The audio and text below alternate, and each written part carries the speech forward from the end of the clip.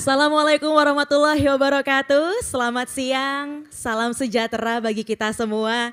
Shalom, Om Swastiastu, Namo Buddhaya, salam kebajikan. Perkenalkan, nama saya Patricia Rani dan sayalah yang akan memandu acara pada siang hari ini.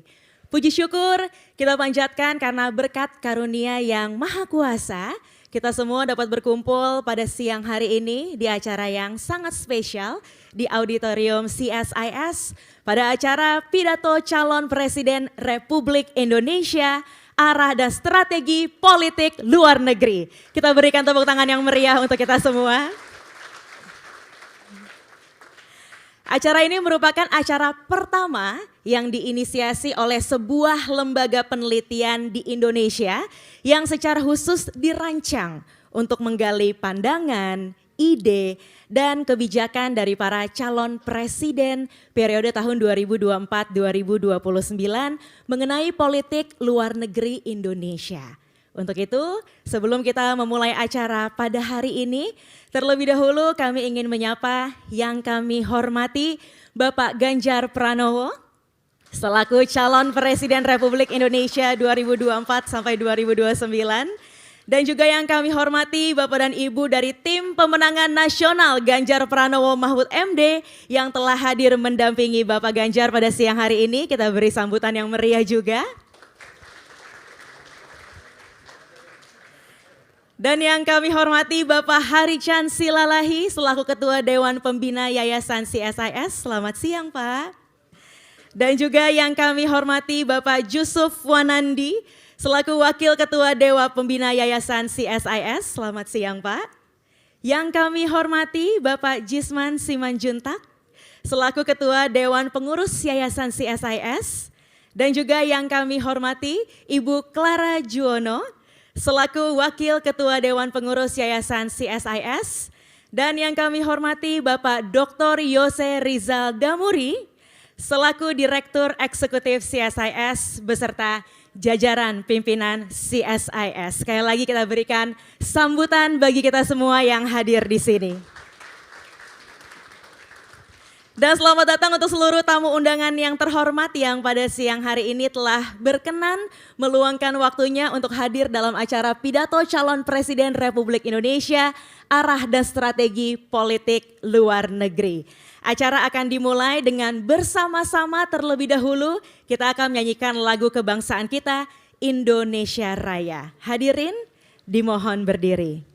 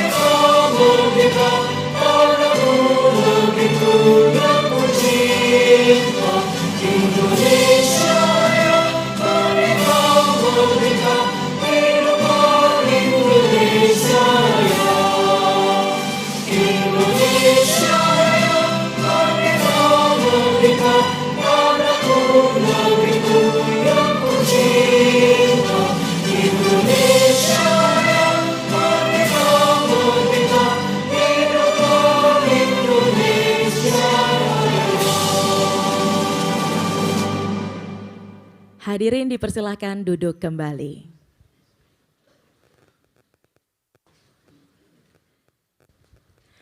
Sebelum melanjutkan acara, izinkan saya membacakan terlebih dahulu susunan acara pada siang hari ini.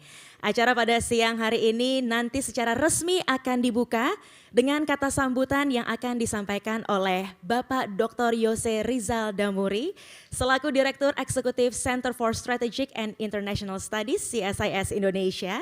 Dan selanjutnya kita akan langsung masuk ke acara utama yaitu pidato oleh Bapak Ganjar Pranowo selaku calon Presiden Republik Indonesia periode 2024 sampai 2029 dan akan disusul oleh sesi tanya jawab yang akan dipandu langsung oleh moderator kita Bapak Andy M. Bayuni.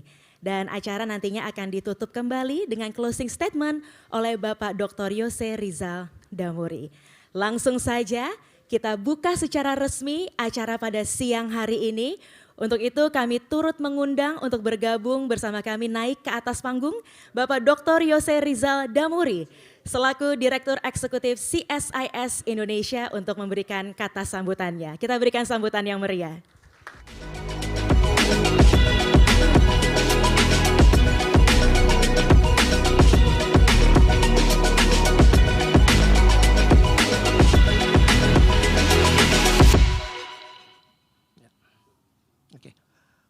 Selamat siang Bapak Ibu semua yang saya hormati. Selamat datang di auditorium CSIS serta selamat bergabung juga bagi Bapak Ibu sekalian yang mengikuti acara ini di kanal YouTube CSIS atau di Zoom CSIS.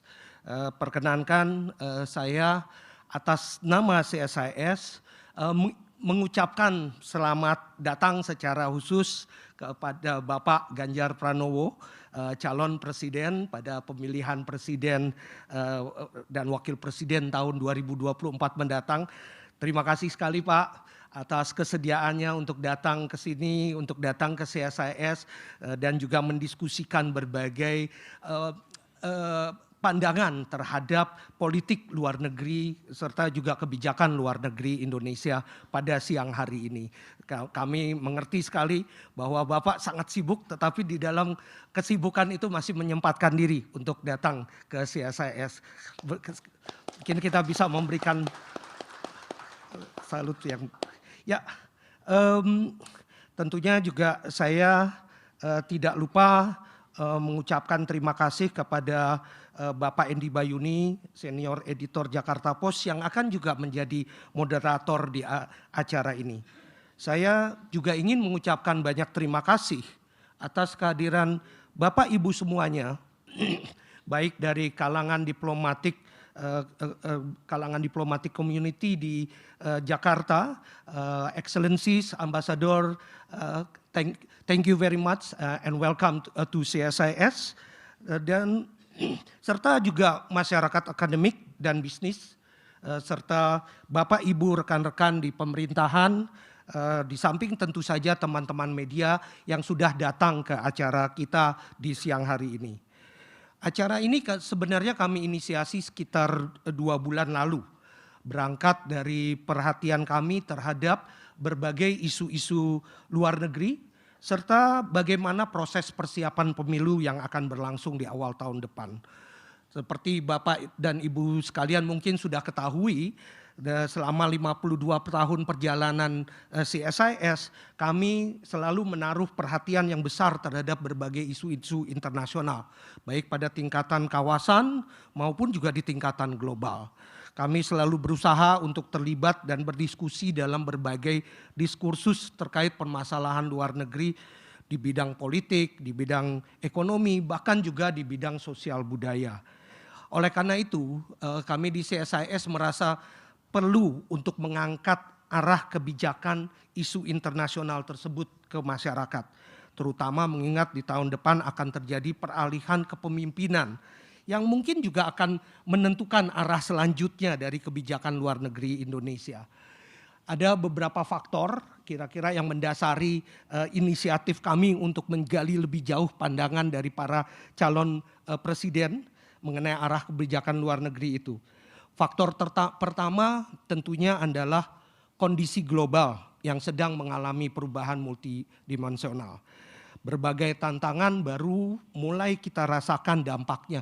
Bukan hanya kita lihat saja, bukan saja kita dengarkan, tetapi juga kita rasakan dampaknya di kehidupan kita sehari-hari. Dalam jangka pendek misalnya ada tantangan besar sekali untuk terus dan juga mempercepat pemulihan dari situasi pandemik COVID-19 yang baru saja berakhir. Dan banyak negara juga tampaknya mengalami kesulitan untuk mempertahankan pemulihan yang cukup kuat serta juga pemulihan yang juga inklusif. Dalam jangka menengah dan jangka panjang ada berbagai tantangan yang terkait dengan transformasi digital misalnya, bagaimana teknologi ini selain juga memberikan manfaat yang besar kepada kita, tetapi juga mempunyai atau membawa ekses negatif kepada kehidupan sehari-hari. Tantangan juga kita bisa temui di dalam masalah transisi energi dan transisi menuju ekonomi hijau. Dan tentunya tantangan yang terbesar juga kita bisa lihat bagaimana kita menyikapi perubahan iklim yang terjadi sekarang ini. Semua ini membutuhkan kerjasama internasional dan membutuhkan kontribusi dari seluruh negara di dunia. Sayangnya saat ini kita juga melihat meningkatnya rivalitas antar kekuatan-kekuatan besar yang semakin lama semakin tajam. Kepercayaan terhadap satu negara dengan satu sama lainnya semakin menurun, dan kompetisi yang berlangsung saat ini bukan hanya dengan tujuan untuk menjadi lebih baik, tetapi juga untuk menjatuhkan pihak lainnya yang dianggap tidak sesuai dengan mereka. Di wilayah Asia Tenggara ini saja kita juga melihat berbagai potensi konflik dan permasalahan di masa mendatang. Contohnya apa yang terjadi di Myanmar, serta juga ketegangan atau juga permasalahan yang saat ini terjadi di Laut Cina Selatan. Jadi kerjasama di satu sisi semakin kita butuhkan, tetapi di sisi lainnya menjadi satu barang yang mahal dan semakin sulit untuk didapatkan. Nah, ini merupakan tantangan ke depannya yang perlu dijawab oleh para pemimpin-pemimpin kita di masa mendatang. Faktor kedua adalah posisi Indonesia sendiri sebagai salah satu middle power yang terlihat semakin diperhitungkan oleh komunitas internasional. Keberhasilan Indonesia dalam memimpin G20 di tahun 2022 serta juga ASEAN di tahun ini memberikan daya ungkit, leverage yang lebih besar bagi Indonesia untuk berkontribusi di dalam tata kelola global. Indonesia juga semakin dituntut untuk memainkan peranan yang lebih banyak dalam rangka berkontribusi bagi perdamaian dan kesejahteraan regional maupun global. Di sisi lain, Indonesia juga menjadi bagian dari berbagai tantangan-tantangan yang saya sebutkan sebelumnya, dan tantangan-tantangan di kawasan ini juga bisa mengarah kepada terjadinya konflik terbuka yang harus kita antisipasi dan mungkin kita redam serta kita perlunak dampaknya. Dan di sini saya sampai kepada faktor ketiga atau faktor terakhir yang merupakan dasar kami di CSIS melakukan acara ini. Karena kita juga melihat relatif masih rendahnya perhatian domestik terhadap berbagai isu-isu luar negeri. Memang secara tradisional isu-isu kebijakan luar negeri bukanlah menjadi isu yang krusial yang biasanya didiskusikan oleh para calon presiden di masa-masa sebelumnya. Ya, walaupun kita juga memang melihat di dalam visi dan misi calon presiden biasanya pasti ada isu-isu luar negeri. Tetapi ini mungkin juga terkait dengan bagaimana masyarakat memandang isu-isu luar negeri yang sering sekali tidak dianggap sebagai prioritas. Cuma kita juga melihat dinamika politik dan berbagai tantangan yang akan kita hadapi tadi akan membutuhkan kepemimpinan yang mampu menerangkan visi dan strategi yang jelas kepada segenap elemen bangsa. Kepemimpinan juga harus mampu menggalang elemen-elemen kekuatan negara untuk menjaga perdamaian di kawasan ini serta di tingkatan dunia. Di samping tentu saja dapat memanfaatkan juga kesempatan yang muncul dari berbagai perubahan politik tadi, baik maupun juga di area ekonomi internasional. Dengan demikian, penyampaian strategi dan arah politik luar negeri Indonesia kami anggap menjadi sangat penting sekali dan sebaiknya juga bisa menjadi sorotan bagi publik di dalam maupun di luar negeri. Acara ini sendiri saya pikir merupakan acara pertama yang membahas mengenai isu kebijakan luar negeri. Mungkin Pak Ganjar juga sering mempunyai acara yang membahas isu ekonomi atau isu politik dan lain-lainnya. Tetapi saya pikir ini kita pertama kali membahas isu kebijakan luar negeri. Dan mudah-mudahan ini akan berkontribusi kepada pemahaman yang lebih baik, di mana masyarakat mendapatkan informasi yang lebih fokus dan mendalam mengenai kebijakan luar negeri ke depannya. Sekali lagi saya ingin mengucapkan banyak terima kasih kepada Bapak Ganjar Pranowo ya atas kehadirannya bersama hari ini. Semoga kita bisa mendapatkan berbagai informasi yang kita butuhkan dan juga untuk rekan-rekan untuk Bapak Ibu sekalian yang hadir di hari ini, di siang hari ini, selamat mendengarkan serta berdiskusi. Dan mudah-mudahan ini semua bisa menjadikan kita mempunyai pemahaman yang lebih baik dan untuk membangun bangsa kita ke depan. Terima kasih. Terima kasih sekali kepada Bapak Dr. Yose Rizal Damuri yang telah memberikan kata sambutan. Dan hadirin yang terhormat, sekarang saatnya kita memasuki acara utama pada siang hari ini, yaitu pidato yang akan disampaikan oleh Bapak Ganjar Pranowo mengenai arah dan strategi politik luar negeri Indonesia ke depannya. Dan acara ini, sesi diskusi ini juga nantinya akan dipandu oleh Bapak Andy M. Bayuni selaku senior editor dari harian The Jakarta Post. Beliau merupakan seorang wartawan senior yang banyak mengamati dan menulis terkait isu-isu internasional, kebijakan luar negeri, dan juga politik. Langsung saja saya mengundang untuk naik ke atas panggung Bapak Andy M. Bayuni untuk memandu acara pada hari ini.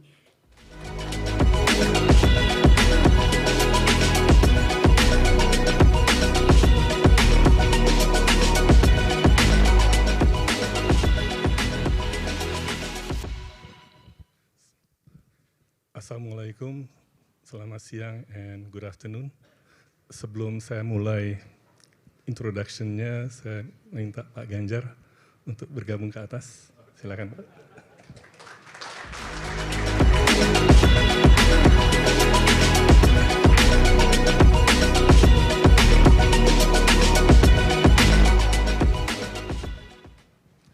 Terima kasih Pak Ganjar.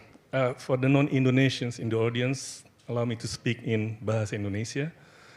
There is simultaneous English translation, so be sure to turn the right channel in your gadget.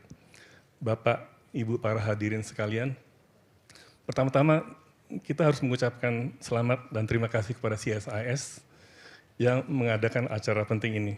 Dan saya pribadi juga berterima kasih atas kepercayaan yang diberikan untuk menjadi host acara siang ini. Kita bersama segera akan mendengarkan pidato dari calon Presiden Republik Indonesia, arah dan strategi politik luar negeri dari calon Presiden Bapak Haji Ganjar Pranowo SH MIP. Seperti yang diuraikan oleh Pak Yose Rizal tadi, politik luar negeri tidak akan banyak didengungkan dalam kampanye pemilu ini.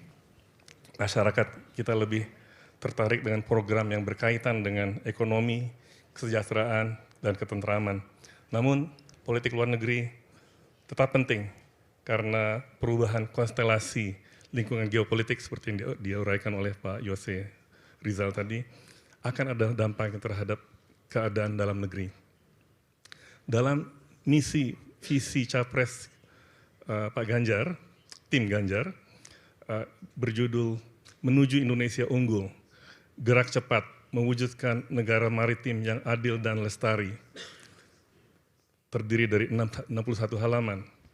Bab terakhir, bab 8, itu sepenuhnya menyangkut kebijakan luar negeri dan Pertahanan Negara. Jadi silahkan di-download misi dan visinya di situs Tim Ganjar dan dibaca karena penting. Saya tidak akan memberikan perkenalan yang panjang lebar mengenai Pak Ganjar, kita semua sudah cukup mengenal. Namun izinkan saya untuk mengungkapkan dua hal menarik yang belum banyak disampaikan di muka umum. Kalau nanti terpilih, Pak Ganjar akan menjadi Presiden Indonesia yang kedua yang mencapai jabatan top di negara ini melalui jalur partai politik. Kita mengenalnya mungkin Pak Ganjar sebagai mantan Gubernur Jawa Tengah. Jadi tidak salah kalau kita menganggap bahwa dia menjadi capres melalui jalur kepala daerah. Seperti juga halnya Presiden Joko Widodo dan capres Anies Baswedan. Namun kalau kita tarik ke belakang, Pak Ganjar meniti karir politik dari bawah. Sebagai aktivis mahasiswa di Universitas Gadjah Mada lewat GMNI, kemudian masuk ke dunia politik di usia muda, 24 tahun, dan selanjutnya menjadi anggota DPR dari fraksi FPDI, 2004-2013, dan menjadi Gubernur Jawa Tengah 2013-2023. Banyak orang meniti karir politik melalui partai selama ini, tapi hanya satu di antaranya yang berhasil menjadi presiden. Itu pun 70 sekian tahun yang lalu, yaitu Bung Karno, lewat PNI. Pak Ganjar kalau terpilih menjadi presiden kita yang kedua yang meniti karir dari bawah melalui partai politik.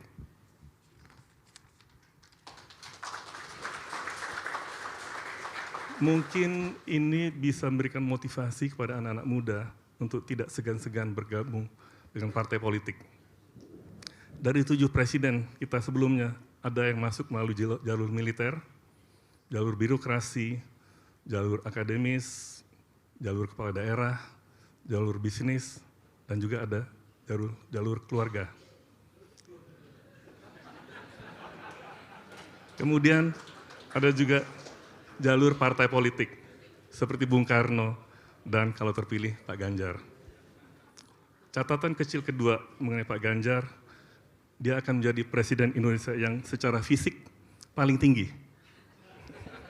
Yaitu kalau nggak salah 1,83 meter. Di setiap acara KTT yang dihadiri oleh Presiden Jokowi, saya senang melihat Presiden kita itu berdiri standing tall, ya, sama tingginya dengan kebanyakan pemimpin negara yang lain. Itu Pak Jokowi. Nah, nanti kalau Pak Ganjar lebih tinggi lagi.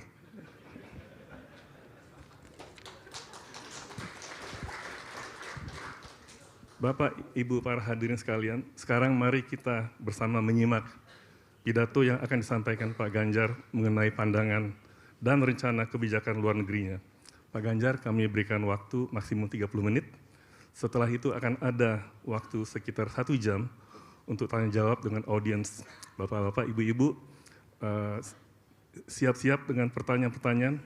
Boleh yang tajam dan sulit, karena kita akan tes calon presiden kita siang ini.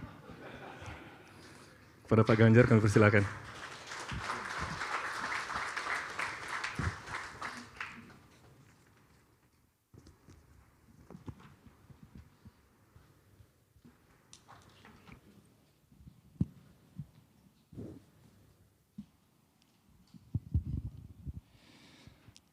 Bapak Ibu yang sangat saya hormati, saya minta maaf terlambat.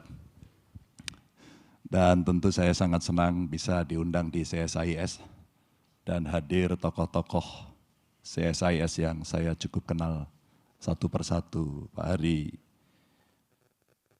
89 tahun.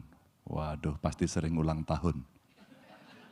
Kalau sering ulang tahun panjang umurnya, pasti panjang umur ini. Dan tentu Pak Sofyan, Pak Yusuf, waduh, Pak Cisman, terima kasih semuanya. Pak Jose tadi sudah menyampaikan, Jose atau Yose? Jose ya. Dan tentu saya senang bisa berdiri di sini untuk menyampaikan apa yang kami gagas, kami pikirkan untuk bisa disampaikan dan didengar oleh audiens. Tentu kami senang sekali karena para duta besar atau perwakilan bisa hadir Bu Penny, saya sekarang tinggal di Kuningan. Jadi kalau pagi saya lari-lari, saya lari di depan kantor kedutaan. Dari Belanda terima kasih juga sudah hadir. Aduh, dari Jepang terima kasih sudah hadir juga. Dan banyak sekali yang hari ini hadir, beberapa di antaranya pernah bertemu saya. Dan Bapak Ibu teman-teman, saya sebenarnya beraktivitas di politik itu ada unsur hobinya pada saat itu. Karena waktu mahasiswa itu suasana anak mudanya membahana. Oh Pak Sulis, sorry ini. Pak Sulis ini duta besar atau anti impres? Atau temannya Pak Jokowi? Teman saya juga. Pada saat itu kami berpikir bahwa setiap kali kami demo, selalu saja responnya belum seperti yang kita inginkan. Maka betul pilihan saya adalah masuk partai politik. Masih PDI belum perjuangan pada saat itu. Dan kemudian itu saya sampaikan pada anak-anak muda yang banyak sekali tidak tertarik pada partai politik. Karena wajah partai politik seringkali menjadi ya banyak catatan lah begitu. Tapi itu buat saya tantangan dan sebuah pilihan. Sehingga pada saat saya menyampaikan kepada anak-anak muda, apakah kamu tertarik pada partai politik untuk bergabung? Ternyata sebagian besar tidak. Tapi ketika saya tanya, apakah kamu tertarik jadi bupati wali kota? Tertarik jadi gubernur? Tertarik jadi presiden? Mereka tertarik. Jadi situasi yang mendorong mereka menjadi anak-anak instan, hari ini memang ya terimalah dengan lapang dada. Tugas kita yang lebih senior untuk memberikan edukasi kepada mereka bahwa proses itu penting. Termasuk bagaimana memahami proses dalam politik luar negeri kita. Sehingga kita boleh punya kepentingan nasional, tapi kita tidak bisa mengabaikan karena kita hidup menjadi bagian dari dunia. Bapak Ibu yang saya sangat hormati, saya ada paparan mudah-mudahan bisa dilihat. Statement yang pertama adalah dunia sedang tidak baik-baik saja. Hari ini terjadi perubahan yang sangat dahsyat di dunia. Dan ternyata ketidakbaikan di dunia ini mendorong pada situasi yang tidak mengenakan. Di beberapa akhirnya terjadi kemunduran demokrasi. Partisipasi masyarakat tidak bisa ditampilkan dengan baik karena masing-masing mengambil sikap dan keputusan sendiri. Ya biasanya dalam teori power memang kadang-kadang Machiavellis menjadi sebuah pilihan yang praktis untuk bisa melakukan itu. Maka demokrasi mengalami kemunduran. Ada ketidakadilan global tadi juga sudah disampaikan, sehingga hak-hak warga bangsa, warga negara ya butuh perhatian. Mereka butuh udara yang sejuk, mereka butuh pangan yang cukup, mereka butuh suplai yang baik, apakah itu energi, apakah itu pangan, dan itu dibutuhkan oleh mereka semuanya. Saya kira kondisi ini hari ini penting untuk kita bicarakan, agar dalam konteks pergaulan dunia, kita akan sering banyak berbicara. Para diplomat kita mintakan untuk sering berbicara. Bagaimana kepentingan bilateral atau multilateral bisa diselesaikan sekali lagi untuk kepentingan bersama dan sama-sama saling menguntungkan. Ini yang penting.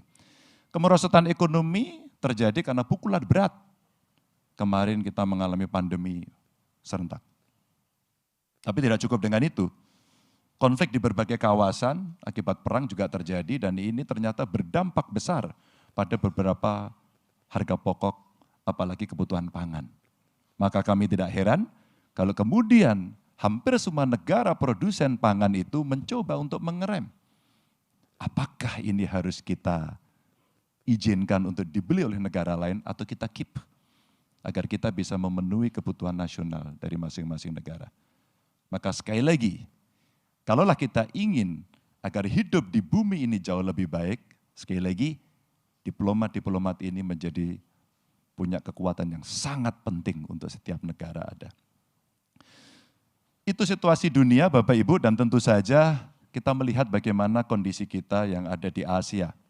Kalau kita melihat, maka di Asia juga sama, ada ketegangan di beberapa wilayah, ya ada Korea Utara, Korea Selatan, kemudian ada di Selat Taiwan, di Laut Tiongkok Selatan, yang ini pun rasanya proses-proses politik diplomasi tidak boleh berhenti. Tidak boleh berhenti, harus terus-menerus dilakukan agar terjadi understanding di antara masing-masing negara atau di kawasan itu untuk bisa memahami dan kemudian tidak pecah perang. Tidak pecah situasi yang membuat masyarakatnya menjadi lebih menderita karena situasi itu.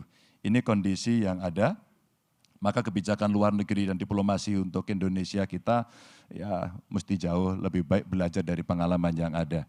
Inilah pentingnya acara pada sore hari ini. Sebenarnya kalau saya diskusi pada kesempatan seperti ini, jauh lebih senang ketika kemudian saya sampaikan, saya diam, dan kemudian orang mendengarkan, memberikan masukan. Apa yang kemudian mesti kita lakukan? Karena itulah suara-suara yang merepresentasikan dari sekian kepentingan untuk diformulasikan menjadi sebuah kebijakan. Daripada kemudian bersih tegang dan eyel-eyelan. Lalu apa yang bisa kita kerjakan Bapak Ibu? Ini dari slide yang ada, berikutnya adalah kita belum merubah kebijakan politik luar negeri kita yang bebas dan aktif. Namun ini banyak hadir juga teman-teman dari Kemlu, terima kasih sudah hadir. Dan tentu saja kita terus diminta untuk selalu mencoba merumuskan, mendefinisikan ulang bebas aktif ini sesuai dengan perkembangan zaman. Hari ini kebutuhan internasional seperti apa? Jadi kalau kita melihat bebasnya, kita bukan bebas yang free. Tapi kita bebas untuk membuat kebijakan yang jauh lebih strategik. Yang strategik kita tentukan sendiri. Aktif pun juga kita bicara tidak pasif yang menunggu saja, tapi aktif mengambil inisiatif-inisiatif, apalagi beberapa problem yang tidak selesai itu betul-betul membutuhkan penyelesaian yang saya katakan tadi, apakah itu bilateral ataukah itu multilateral. Dan tentu saja kami lihat bahwa kondisi yang sudah cukup lama ini mendorong kita dalam konteks politik luar negeri adalah ini menjadi instrumen Bapak Ibu. Instrumen untuk mencapai tujuan dengan kepentingan dan agenda nasional dengan tetap memperhatikan kewajiban-kewajiban kita di dunia internasional. Lalu bagaimana? Undang-undang dasar kita memerintahkan sudah sangat jelas, itulah kondisi-kondisi yang hari ini mesti kita jaga dan tentu saja strategic otonomi maupun inclusive engagement ini yang hari ini rasa-rasanya Kementerian Luar Negeri tentu saja sebagai baris terdepan untuk menyiapkan segala sesuatunya dari perubahan yang terjadi secara global. Lalu Bapak Ibu, bagaimana memanai politik bebas aktif yang dilakukan untuk Indonesia? Kami mencoba tidak mengambil banyak-banyak. Biasanya kalau seperti ini seringkali orang menyampaikan, kok ini tidak masuk, kok itu tidak masuk. Saya akan mengambil beberapa poin yang sangat penting saja. Yang pertama, bagaimana pemanaan politik luar negeri kita yang bebas aktif yang dilakukan melalui 5 isu utama yang terkait dengan tentu kepentingan nasional kita. Yang pertama, Indonesia punya potensi menjadi lumbung pangan dunia. Sekali lagi, kita punya potensi menjadi lumbung pangan dunia.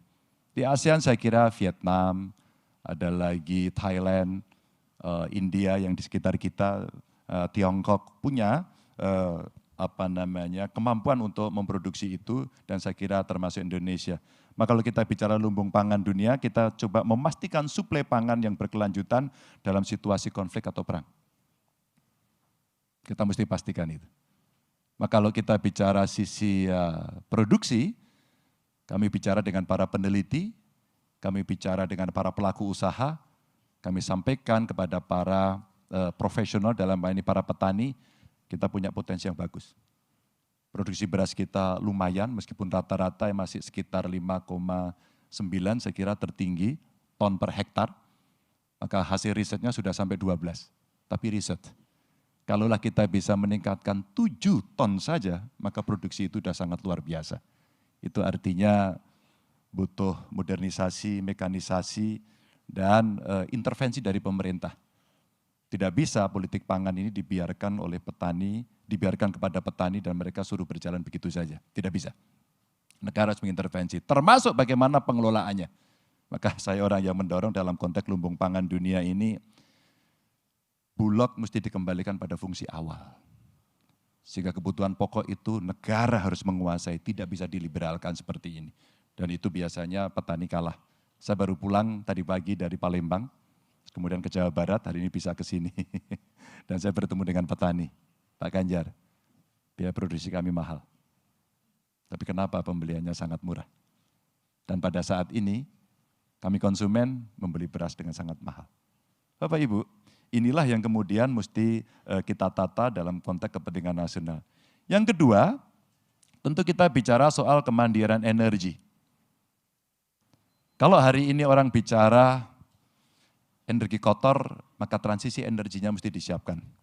Tapi mahal sekali ini investasinya.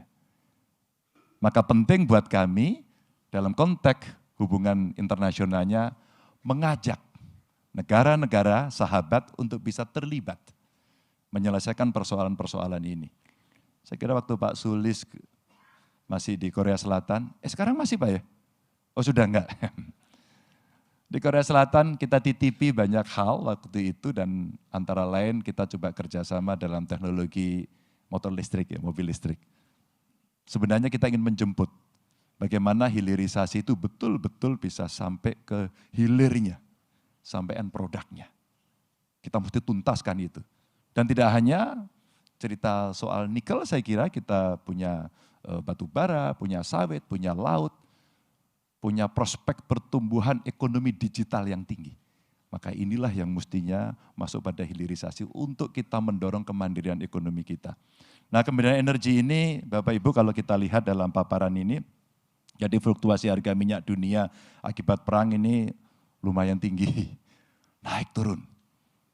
Dan kira-kira kalau itu enggak selesai-selesai naik terus-menerus, APBN-nya pasti akan jebol. Nah, kita mesti kendalikan. Kita mari bicarakan ke depan apa yang mesti kita lakukan. Sedangkan 35% impor minyak Indonesia ini dari Timur Tengah, maka teman-teman para diplomat yang ada di Timur Tengah punya peran yang penting dan cukup strategis untuk ini. Demikian juga tentu di negara-negara lain yang memang kita ngimpor minyak dari sana. Lalu mengurangi ketergantungan kami pernah coba hitung-hitung dengan tim kami. Ini kebutuhan investasinya untuk energi baru terbarukan, renewable energy ini kira-kira bisa sampai 1.300-an T. Apa yang bisa kita lihat? Satu, mungkin yang melihat angka ini ketakutan. Karena apa? Ini nggak akan bisa dieksekusi. Tapi mereka yang punya peluang bisnis, maka ini akan bisa menangkap bahwa inilah potensi yang bisa kita lakukan dan ini akan menyerap banyak tenaga kerja. Dan kemudian hari ini kita ada surplus listrik. Yang kalau dalam konteks ASEAN sebenarnya kita juga akan bisa mendorong listrik ini untuk bisa kita ekspor. Lagi-lagi peran para diplomat kita di negara-negara tetangga, negara-negara sahabat di sekitar Indonesia menurut saya menjadi begitu penting untuk take lead dan kemudian mengkomunikasikan dengan mereka. Yang berikutnya adalah soal industrialisasi. Dan bagaimana kita melihat, soal kedaulatan maritim dulu. Karena 2/3 wilayah kita laut, tapi kontribusi dari industri kita yang ada di laut rasanya belum optimal. Belum optimal. Kalaulah kemudian kita bicara ini, kita harus mempertahankan wilayah yang cukup besar di wilayah maritim kita. Maka kalau kita melihat anggaran pertahanan negara-negara yang ada di Asia saja sudah meningkat cukup tinggi, dan tentu saja kita mesti mengoptimalkan kerjasama dan perjanjian internasional. Ini untuk penguatan posisi Indonesia. Dan ada beberapa hal yang menjadi catatan penting kami adalah penggunaan bahasa Indonesia untuk nama pulau-pulau terluar. Sehingga yang toponimi melakukan inventarisasi pulau-pulau kecil rasanya penting. Kita punya pengalaman sepadan Ligitan. Dan ternyata kalau kita bicara dari sisi sejarahnya, wah perdebatannya panjang sekali. Bagaimana menamai pulau itu, apa mata uang yang berlaku di sana, dan kultur apa yang berkembang di sana. Bapak Ibu, negara yang besar ini membutuhkan perhatian yang besar pula. Maka kalaulah kemudian kita ingin mengamankan kondisi wilayah maritim kita, itu salah satunya. Lalu, menggandakan anggaran untuk pertahanan yang ada di laut. Dalam perdebatan capres sebelumnya saya mengikuti dengan baik bagaimana mengamankan laut kita. Ternyata Coast Guard kita belum tuntas. Maka kemudian di laut kita itu kurang lebih ada 8 kalau tidak salah, semua yang ngurusi di laut. Sehingga ada istilah kapal brondol. Begitu masuk pertahanannya kena masalah, di tengah ada persoalan tenaga kerja, berikutnya lagi ada persoalan kelautan, berikutnya lagi ada dengan polair, berikutnya lagi kemudian ada masalah hukum, dan seterusnya, sampai terakhir masuk di darat, kapalnya brondol. I don't know what the meaning is brondol. Brondol in English? Oke, mudah-mudahan yang di sana bisa menerjemahkan. Pokoknya ditelanjangilah habis gitu surat-suratnya. Itu yang ada. Maka kalau kita bicara daulat ini, kita wajib membangun kompleks nantinya untuk pengamanan industri pertahanan yang ada di dalam negeri. Sebenarnya cikal bakalnya ini sudah ada. Ya, cikal bakalnya sudah ada, hanya kita butuh lebih serius lagi untuk menangani dengan target-target yang terukur sesuai dengan perubahan dunia internasional yang hari terjadi. Yang berikutnya adalah terkait dengan industrialisasi.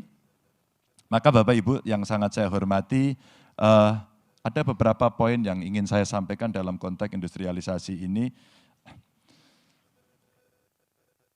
Perang dagang yang hari ini cukup ramai, ini membantu, berdampak kepada rantai pasok yang kemudian terganggu.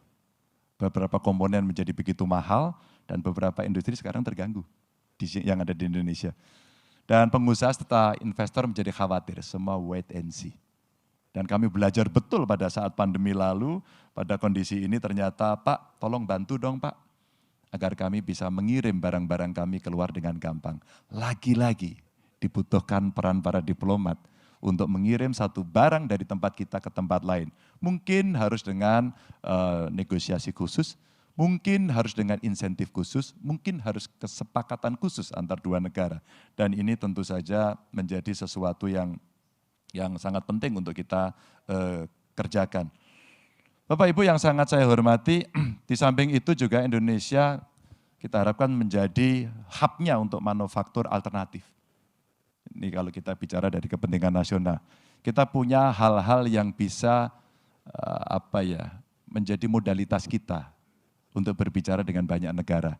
Apalagi dengan negara-negara yang memang punya relasi dekat dengan komponen-komponen industri tertentu atau sumber daya tertentu. Kalau kita contohkan dari paparan ini, cadangan pasir kuarsa saja kita cukup besar. Kalau kita ingin membuat industri solar panel barangkali, saya kira kita bisa mengajak beberapa negara untuk bermitra, negara sahabat dengan kita untuk bisa mengerjakan ini. Ada 21 perusahaan yang mengelola atau mengolah pasir silika yang sudah beroperasi, dan ini bisa melakukan penghematan dari penghematan impor beberapa komponen. Kalaulah ini kemudian bisa kita produksi, penciptaan lapangan kerjanya juga harus masuk. Tapi Bapak Ibu, saya lagi berbicara juga, tidak saya tulis di sini, SDM yang mesti siap. Maka sekolah vokasi menjadi penting untuk kita, dan saya senang beberapa negara, pengalaman saya 10 tahun kemarin menjadi gubernur, banyak negara yang sudah membantu kami. Waktu itu dari Jerman membantu, dari Australia juga membantu, dan kemudian kita bicara bagaimana ya vokasi ini bisa kita kembangkan dengan baik, dan tentu saja ini bisa kita lakukan dengan keseriusan-keseriusan kita untuk mengurus ini. Berikutnya lagi, ini isu penting yang saya sudah konfirmasi ke Kemlu ini. Apa sebenarnya yang harian kita bisa dapatkan dari fungsi-fungsi yang mesti kita laksanakan dari politik luar negeri kita untuk melindungi segenap warga negara Indonesia. Dan tentu seluruh tumpah darah. Maka saya bicara warga negara saja. Maka dalam konteks ini pekerja migran kita punya cukup persoalan di beberapa negara. Karena kondisinya pada saat berangkat mungkin ilegal atau mungkin dia punya problem ketika ada di sana. Maka Bapak Ibu bayangkan 18.820 kasus sampai dengan tahun 2023. Pengalaman saya berkomunikasi dengan beberapa kementerian termasuk dari negara sahabat kita yang ada di luar. Waktu itu dengan Kamboja, ternyata ada semacam trafficking yang ada di sana. Kita juga bicara, tiba-tiba ada yang lapor ke saya, dia bekerja di Somalia. Dan mereka semua bermasalah. Yang begini-begini inilah kemudian kawan-kawan para diplomat, KBRI kita yang saya kira kita berikan kesempatan yang lebih besar untuk bisa merespon dan memberikan ruang yang terbuka bagaimana warga negara yang ada di sana melaporkan dan seandainya ada sesuatu cepat bisa ditangani. Dan ternyata ini problem yang cukup besar. Ada kekerasan fisik, penyanderaan, trafficking yang saya sampaikan tadi, dan itu butuh peningkatan kerjasama internasional untuk perlindungan pekerja migran kita. Ini beberapa cerita yang coba saya sampaikan. Ada juga dari diaspora Indonesia itu kurang lebih ada 60% yang berencana kembali ke tanah air. Apa persiapan kita yang mesti kita lakukan? Tidak hanya PMI-nya loh, ini ada orang yang ekspor betul, mereka hebat di luar negeri, tapi mereka ingin kembali untuk mengembangkan banyak hal yang ada di Indonesia. Saya kira ruang ini mesti kita buka, tapi ada peluang yang tidak terlalu tinggi untuk karir mereka yang ada di sini. Saya dulu beberapa minggu lalu lah ketemu dengan anak Indonesia, namanya Karina. Saya tanya pada banyak orang, apakah Anda kenal dengan Karina? Hampir semua mengatakan saya tidak kenal. Begitu saya ceritakan, Bung, semua akhirnya kenal. Karina adalah salah satu anggota tim yang menemukan vaksin AstraZeneca. Anak ini luar biasa. Sekarang dia lagi kerja di pemerintah Australia. Lalu saya melamar dia karena dia bisa mendapatkan tempat kerja yang bagus di sana. Apakah kamu mau bekerja di Indonesia? Dan dia sangat antusias. Anak-anak hebat ini hanya salah satu aja saya ambil contoh. Dan dia saya lamar jadi tim sukses saya. Ini anak hebat, masih muda. Apakah kamu mau berbicara tentang bioscience? Karena keahlian dia ada di situ. Dengan semangat yang tinggi dia sampaikan, saya akan lakukan itu. Bapak Ibu, ini cerita diaspora-diaspora kita. Dan tentu saja yang berikutnya adalah kekuatan negara dari peraturan visa yang resiprokal.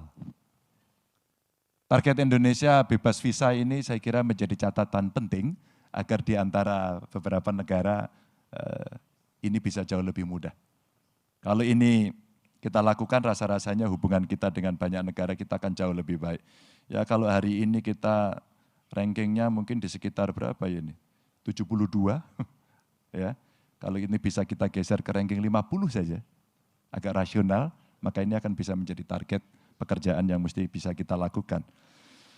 Bapak Ibu yang sangat saya hormati, sudah agak panjang saya menyampaikan cerita ini, dan tentu saja kita mesti ikut melaksanakan ketertiban dunia yang berdasarkan kemerdekaan, perdamaian abadi, dan keadilan sosial. Inilah politik luar negeri kita yang bisa membuat damai dan adil untuk memberikan rasa merdeka kepada seluruh bangsa yang ada. Dan saya kira itulah penghormatan yang terbaik antar negara yang bersahabat. Terima kasih, mudah-mudahan cukup bisa menjelaskan. Assalamualaikum warahmatullahi wabarakatuh.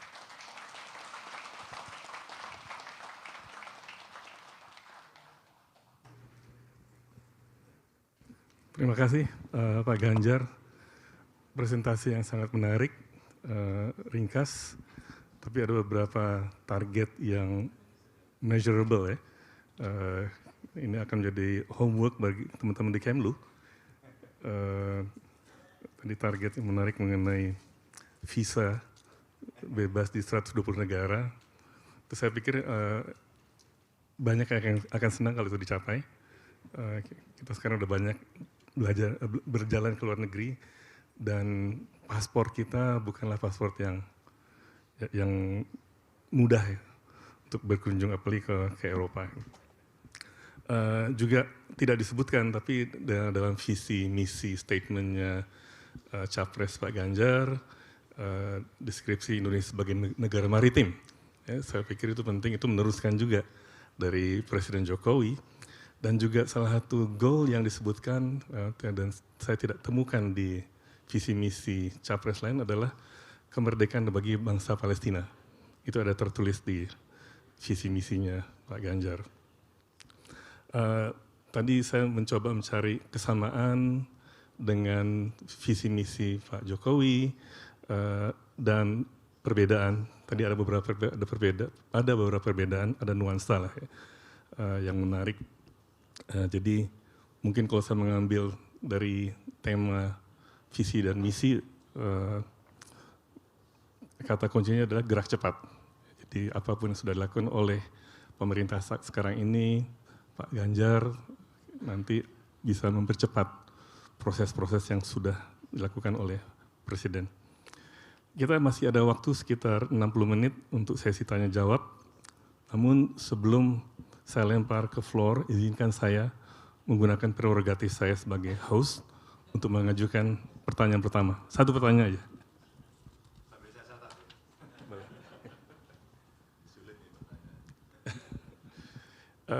Tadi dalam paparan Pak Ganjar ada disebut mengenai perkembangan geopolitik di kawasan Asia Pasifik ya. Ada rivalitas antara Tiongkok dengan Taiwan, kemudian juga di peninsula Korea, antara Korea Selatan dan Korea Utara. Tapi saya ingin memperluas gambaran geopolitik ini dan melihat persaingan antara Amerika dengan China. Ya, bukan sekedar persaingan dagang, tapi ini sudah meluas. Rivalitas antara dua kekuatan, dua negara adidaya. Ada persepsi di luar, dan juga mungkin dalam negeri ini, atau malah kekhawatiran yang berkembang, kalau Indonesia ini lebih cenderung dekat dengan China, dalam rivalitas antara Amerika dengan China. Ada yang mengatakan kita terlalu dekat dengan China, karena kita semakin mengandalkan perdagangan dan juga investasi dari China. Saya ingin mendapatkan gambaran dari Pak Ganjar, apakah gambaran ini benar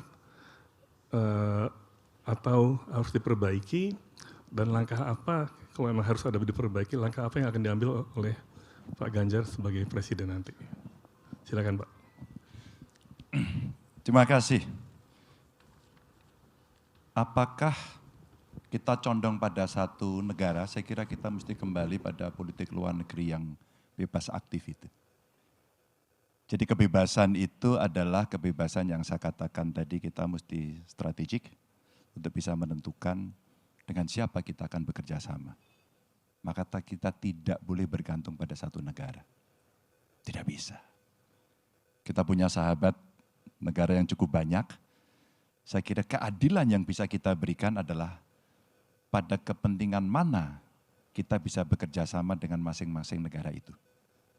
Ada juga yang bertanya persis seperti ini kepada saya, Pak Ganjar, kalau Pak Ganjar jadi presiden akan bekerja sama dengan Tiongkok saja? Tentu tidak. Kalau saya harus memberikan pengalaman, banyak kok negara-negara lain yang membantu kami dalam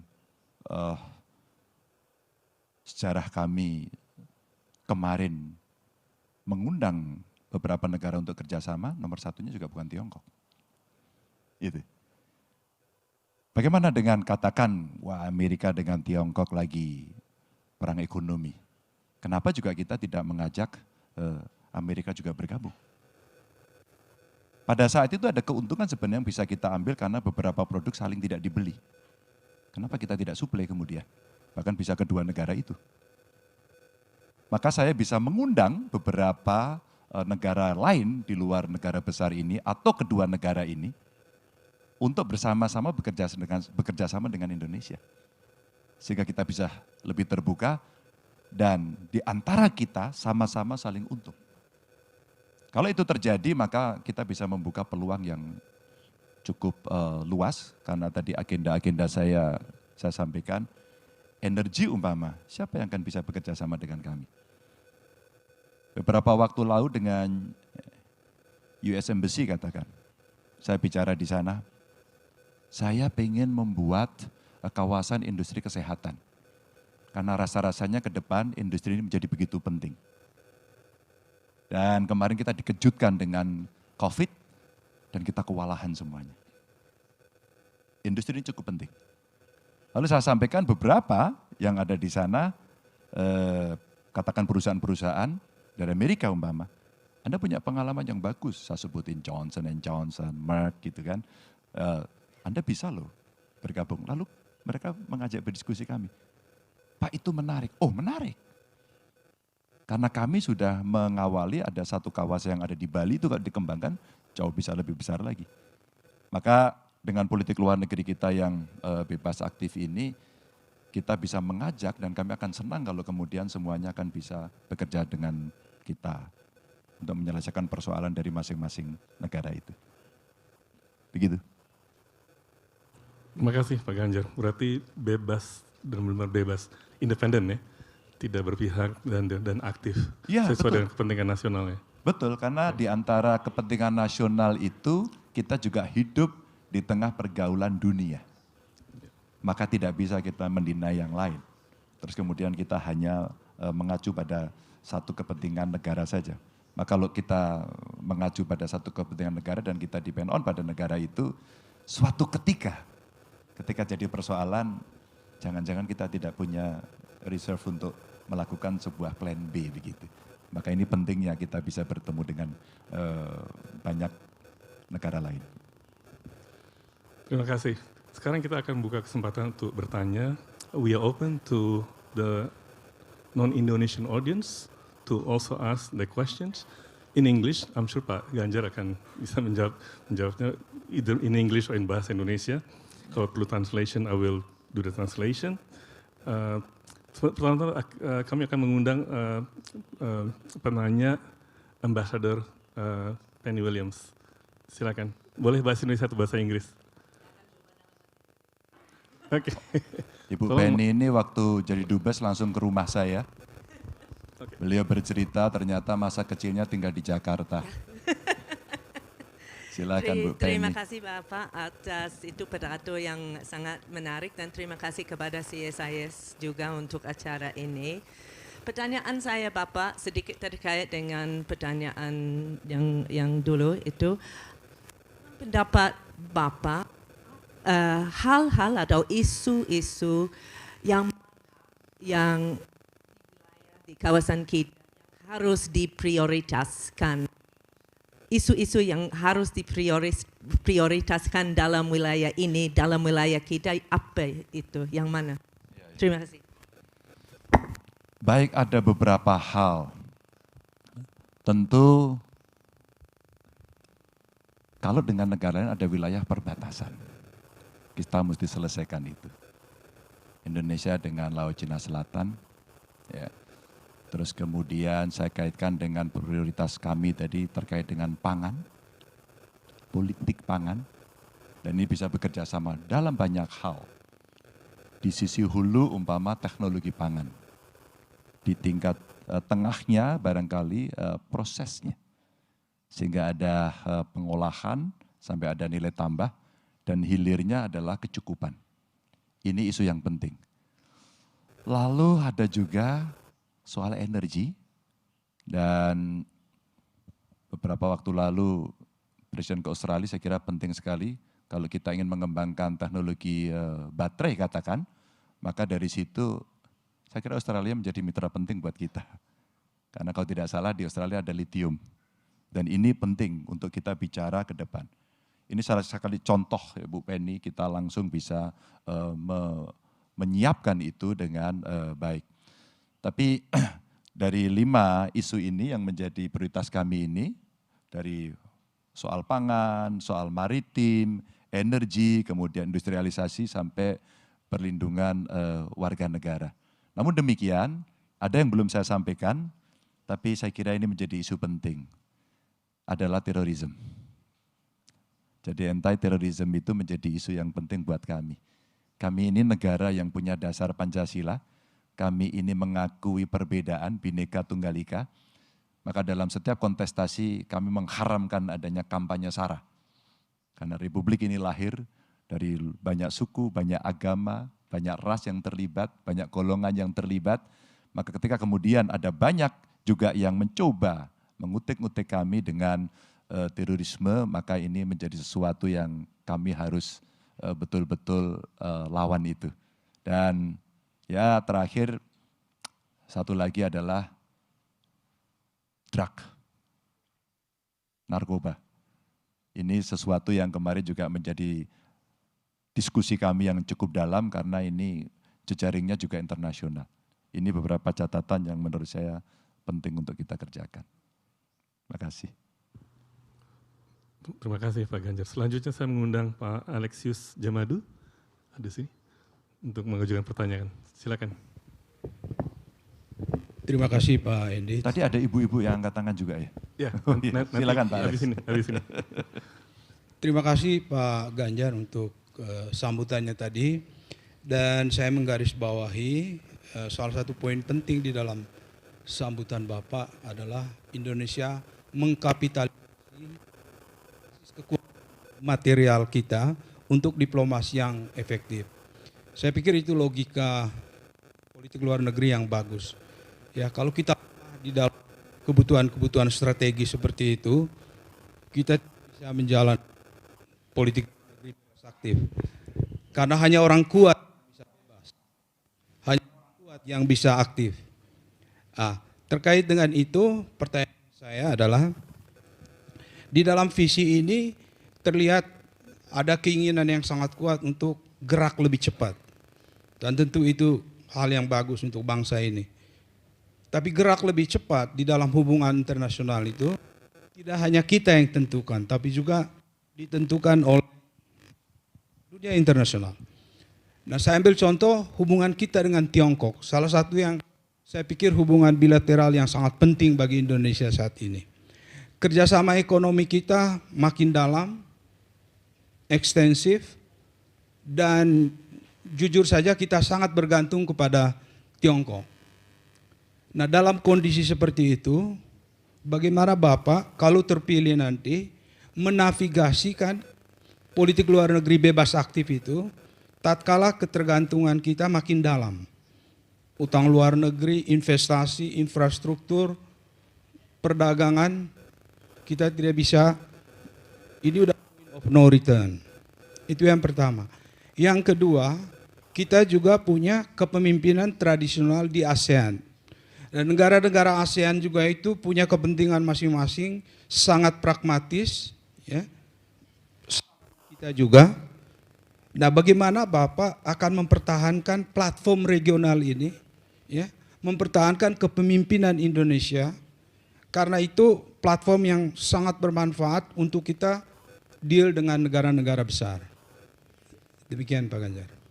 Terima kasih. Terima kasih Pak Alex. Ketika kita punya kekuatan dan kemudian itu menjadi kekuatan yang bisa dikomparasikan dengan banyak negara. Dan kalau dimulai dari material kita punya, tadi boleh ditampilkan nggak yang nikel dan sebagainya. Kenapa ini saya sampaikan Pak? Wong kita punya kok Pak, kekuatan itu. Kalau kita kuat di situ, kita besar di situ, kan kita akan mempengaruhi. Kan begitu pertanyaannya. Maka kita punya. Ketika kita punya ini dan kemudian sebutlah kita mau bicara kemandirian energi. Energi kita tidak boleh mencemari ya. Ada Kyoto Protocol, ada Paris Agreement. Katakan di situ. Dan kemudian seluruh dunia akan nagih besok pertemuan di Uni Emirat Arab ya. Saya kira di Dubai kalau nggak salah ya. Ada pertemuan COP di sana, semua pasti akan bertanya bagaimana progres dari negara masing-masing yang sudah menyepakati itu untuk melakukan transisi energinya, menuju energi yang lebih bersih. Maka ketika kita punya, Pak lihat aja Pak kekuatan itu Pak. Nikel itu ternyata kalau diolah kita punya keuntungan yang sangat besar. Secara ekonomi dapat, kebutuhan negara dapat, dan kita sedang menuju energi bersih, salah satu contoh. Atau yang kedua barangkali sawit. Sawit kita terbesar juga kan di dunia. Tinggal kemudian bagaimana kawan-kawan nanti di Kemlu katakan para diplomat didukung. Jadi leadernya adalah Kemlu. Didukung oleh teman-teman para expert, ada pengusaha, ada dari kementerian untuk kemudian kita berbicara dengan banyak negara. Kalau kita punya beberapa poin itu saja yang memang kita kuat, kita bisa olah, saya kira kita akan diperhitungkan. Terbukti, nikel kemarin kita tidak ekspor dalam bentuk mentah, kita ramai sekali kan. Di dunia, di WTO, dan ramai sekali kita. Maka itulah pentingnya kita melakukan negosiasi, termasuk di kawasan ASEAN. ASEAN menurut saya harus direvitalisasi. ASEAN sebenarnya punya kekuatan. Tapi saya tahu juga ada hubungan-hubungan antar negara, anggota ASEAN dengan negara di luar ASEAN. Maka ASEAN Plus 3 kalau tidak salah juga kita sudah mulai berbicara soal itu. Kalau itu dilakukan, maka dalam konteks kepemimpinan Indonesia, maka kepemimpinan kan bukan I.O. Kepemimpinan adalah mewarnai, kepemimpinan adalah mendorong untuk sampai tingkat menentukan. Maka dalam konteks ASEAN, kalau kita bicara kemarin saya mencoba bicara carbon credit, kita bicara carbon trading, kenapa tidak Indonesia yang memulai? Sehingga kesepakatan-kesepakatan yang mesti dilakukan di ASEAN tidak lagi bicara soal kesepakatan yang bulat. Kita bisa tentukan, tidak harus dengan konsensus bulat.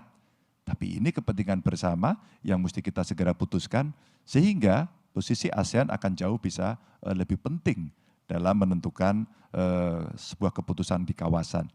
Ya kalau kita bicara perdagangan karbon, katakan, saya kira kita punya kekuatan itu untuk berbicara ke dunia.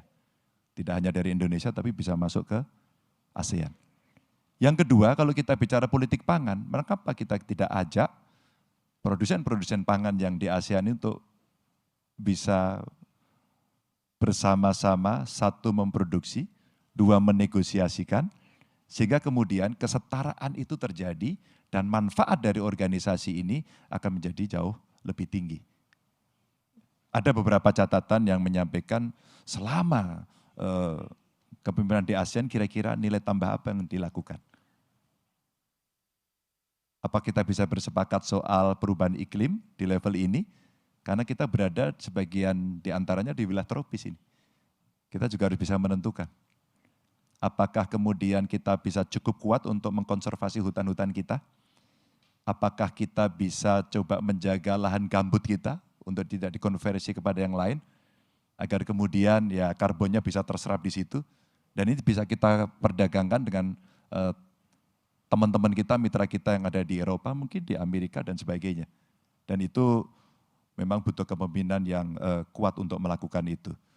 Dan itu ada dalam cerita-cerita saya kemarin soal green economy dan blue economy dari kekuatan-kekuatan yang kita miliki. Begitu Pak Alex, ada yang belum terjawab? Terima kasih. Terima kasih Pak Ganjar. Jadi yang menarik tadi mengenai revitalisasi ASEAN dan kepemimpinan Indonesia di ASEAN. Sekarang saya membuka floor, silakan kalau ada yang ingin bertanya, angkat tangan. One person here, and we start with two persons here, and then we move to the next one. Please, the microphone. Please identify your name and your affiliation. Thank you. Yes, thank you. My name is Daniel Blockage and I'm the ambassador of Sweden. Unlike my Australian colleague, I do not speak Bahasa Indonesia yet, but I've just started. I came here 2 months ago. First of all, the new sneakers from Urban Sneaker Society look very good.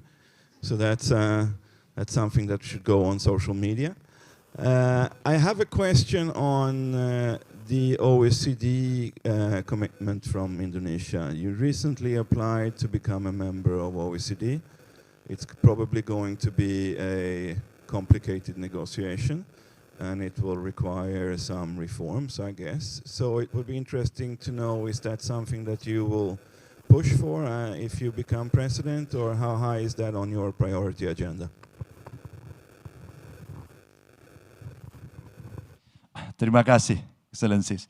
Jadi terkait dengan OECD ya, tentu karena kita sudah mendorong, kita akan dukung Mbak. Kita akan dukung, kita akan dorong, biarkan proses itu berjalan. Kami berbincang dengan para diplomat terkait dengan OECD ini, untuk kita bisa melanjutkan proses itu sampai pada titik yang kita harapkan. Karena ini juga penting sekali bagaimana kita mengembangkan ekonomi di OECD ini dan kita bisa mendapatkan manfaat yang sama. Ada banyak sekali kerjasama yang sudah kita lakukan dengan banyak negara, apakah itu bilateral atau multilateral. Dan ketika tawaran-tawaran di OECD ini bisa memberikan kemanfaatan bersama untuk kita akan dorong, Pak. Biarkan sekarang ini proses berjalan sampai pada titik kesepakatan yang nanti didapat. Thank you. The gentleman here, please.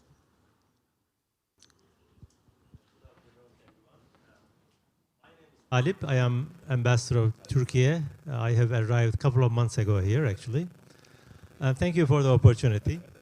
My question is about your first map that you have shown here.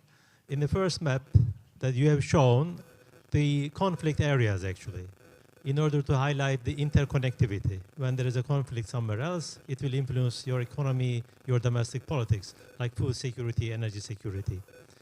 In this context, also you have said that you would like to pursue active foreign policy. What would be your view on the calls for reforming UN in that particular context? Because when we look at the current conflicts, they go on and on, and there's a lot of criticism of UN that there must be something to be done on UN.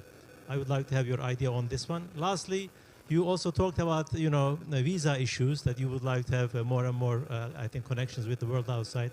I just would like to inform you that nationals, citizens of Indonesia can come to Turkey without visa. Thank you. Okay, thank you so much. Free visa ya. Thank you so much. Ya, kalau kita melihat peran PBB, boleh ditayangkan ya gambarnya ini. Saya kira Pak Duta Besar sudah melihat ini. Sengaja saya kasih gambar ini untuk memberikan tekanan kepada kita semuanya. PBB tidak bisa berbuat apa-apa. Dewan Keamanan juga sama. Maka perlu inisiatif-inisiatif yang kita lakukan.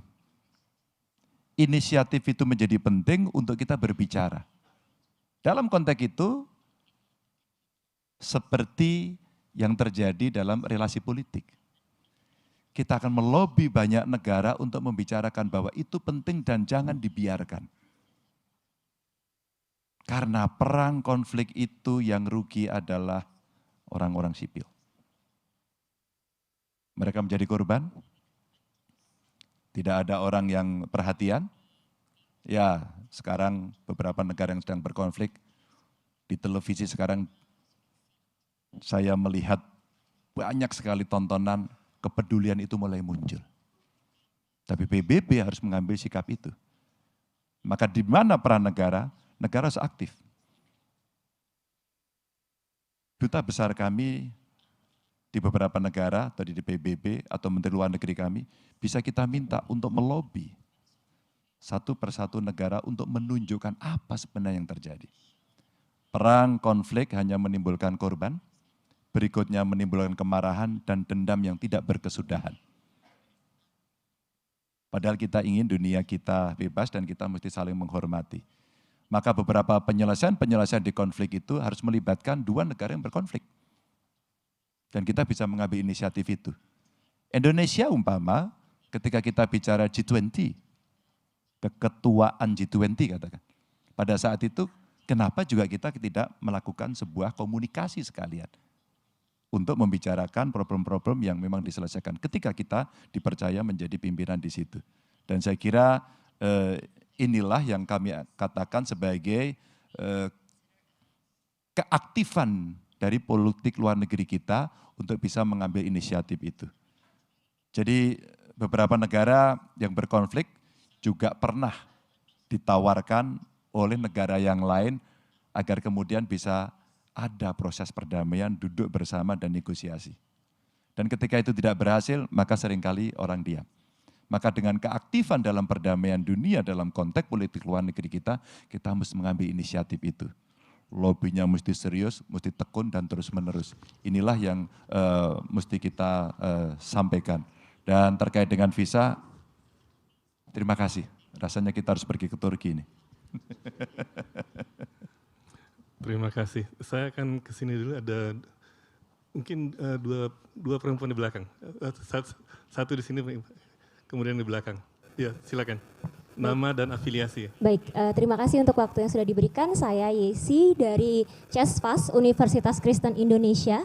Saya ingin bertanya, Bapak mohon izin mengenai poin ketiga tadi tentang ketahanan maritim yang juga menyinggung mengenai pertahanan kita gitu. Salah satunya juga industri pertahanan.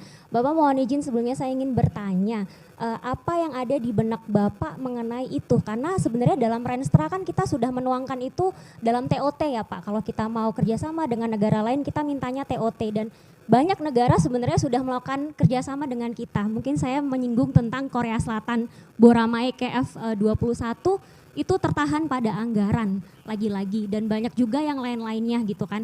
Nah jadi saya itu kok nggak kepikiran ya Pak, bagaimana caranya Bapak untuk melobi dalam tanda kutip Senayan supaya anggarannya naik supaya hal-hal itu tidak lagi terjadi gitu Pak, ketika sudah ada negara yang mau share teknologinya dengan kita, mau kerjasama tapi tertahan lagi di anggaran supaya itu tidak terjadi lagi. Lalu kalau boleh Bapak izin saya hal yang kedua adalah dengan adanya ketahanan maritim sebagai ide besar foreign policy, apakah yang akan terjadi dengan kerjasama yang melibatkan angkatan udara selama ini Bapak? Mungkin seperti Rafale, apakah sisa dari Memorandum of Understanding yang sudah kita tanda tanganin akan diakuisisi seluruhnya atau anggarannya akan dialokasikan kepada mungkin frigate atau submarine? Itu terima kasih Bapak. Ini kayaknya jadi menlu cocok ini. Ini saya agak dipaksa soal teknis tapi oke, saya izin untuk tidak menjawab teknis tapi seandainya Ibu nanti menghendaki jawaban teknis, saya akan berhutang untuk menjawab secara teknis. Tapi kali ini begini, bagaimana cara melobi dalam politik anggaran kepada DPR? Kalau ini menjadi prioritas, eksekutif itu menyodorkan dan legislatif itu hanya dua. Setuju atau tidak setuju.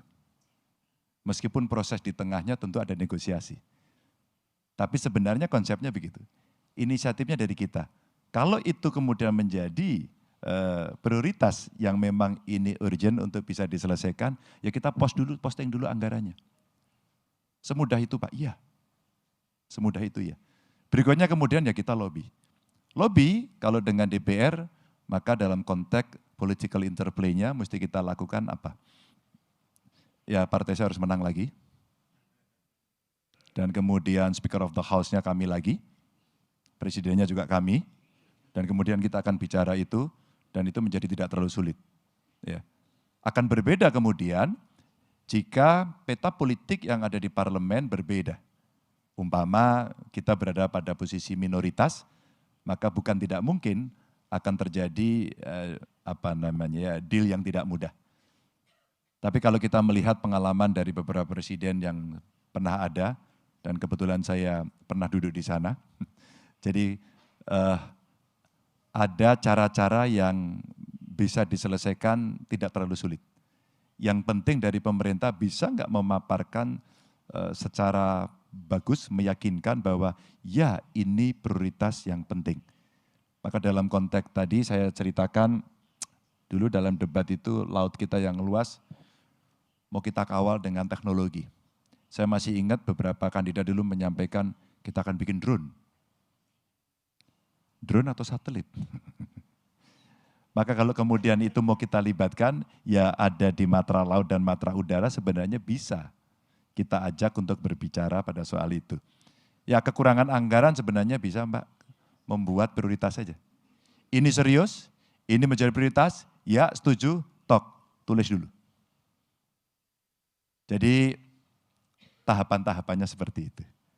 Kalau nanti dari jawaban saya ini sekali lagi kurang detail, saya akan berhutang jawaban pada Anda untuk saya detailkan termasuk angka-angka dan bagaimana men-take over tadi sampai kemudian diambil alih semuanya. Begitu ya? Sementara cukup? Cukup? Saya nggak punya hutang? Oke, terima kasih. Anda tidak membebani saya. Silakan, yang di sebelah sini.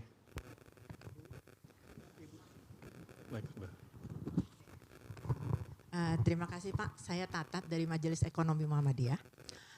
Saya ingin bertanya tentang kebijakan Bapak nanti tentang transformasi digital ekonomi Pak. Melihat kasus TikTok kemarin yang membuka online shop kemudian mematikan UMKM, dari tadi saya belum mendengar tentang kebijakan Bapak di bidang transformasi digital di bidang ekonomi seperti apa. Terima kasih Pak. Saya lagi mikir ini. Besok temanya jangan politik luar negeri lah. Pak Uzi Rizal yang tanggung jawab ini. Besok ada acara dengan Indef Bu, tentang ekonomi. Saya mengundang Ibu untuk hadir. Boleh ditampilkan nggak Mas? Untung saya punya stok. Boleh ya? Agak beda dikit boleh? Iya. Ini bukan paparan saya hari ini. Tapi kadang-kadang staf saya minta, coba dong ada bank datanya gitu ya, untuk kita bisa ceritakan. Tapi saya mencoba menjawab.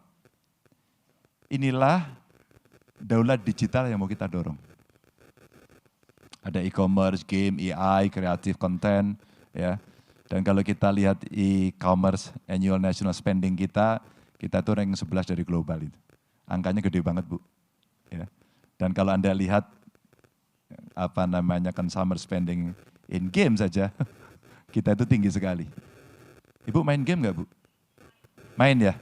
Kelihatan ketawanya ini suka main. Mobile Legend Bu? Apa?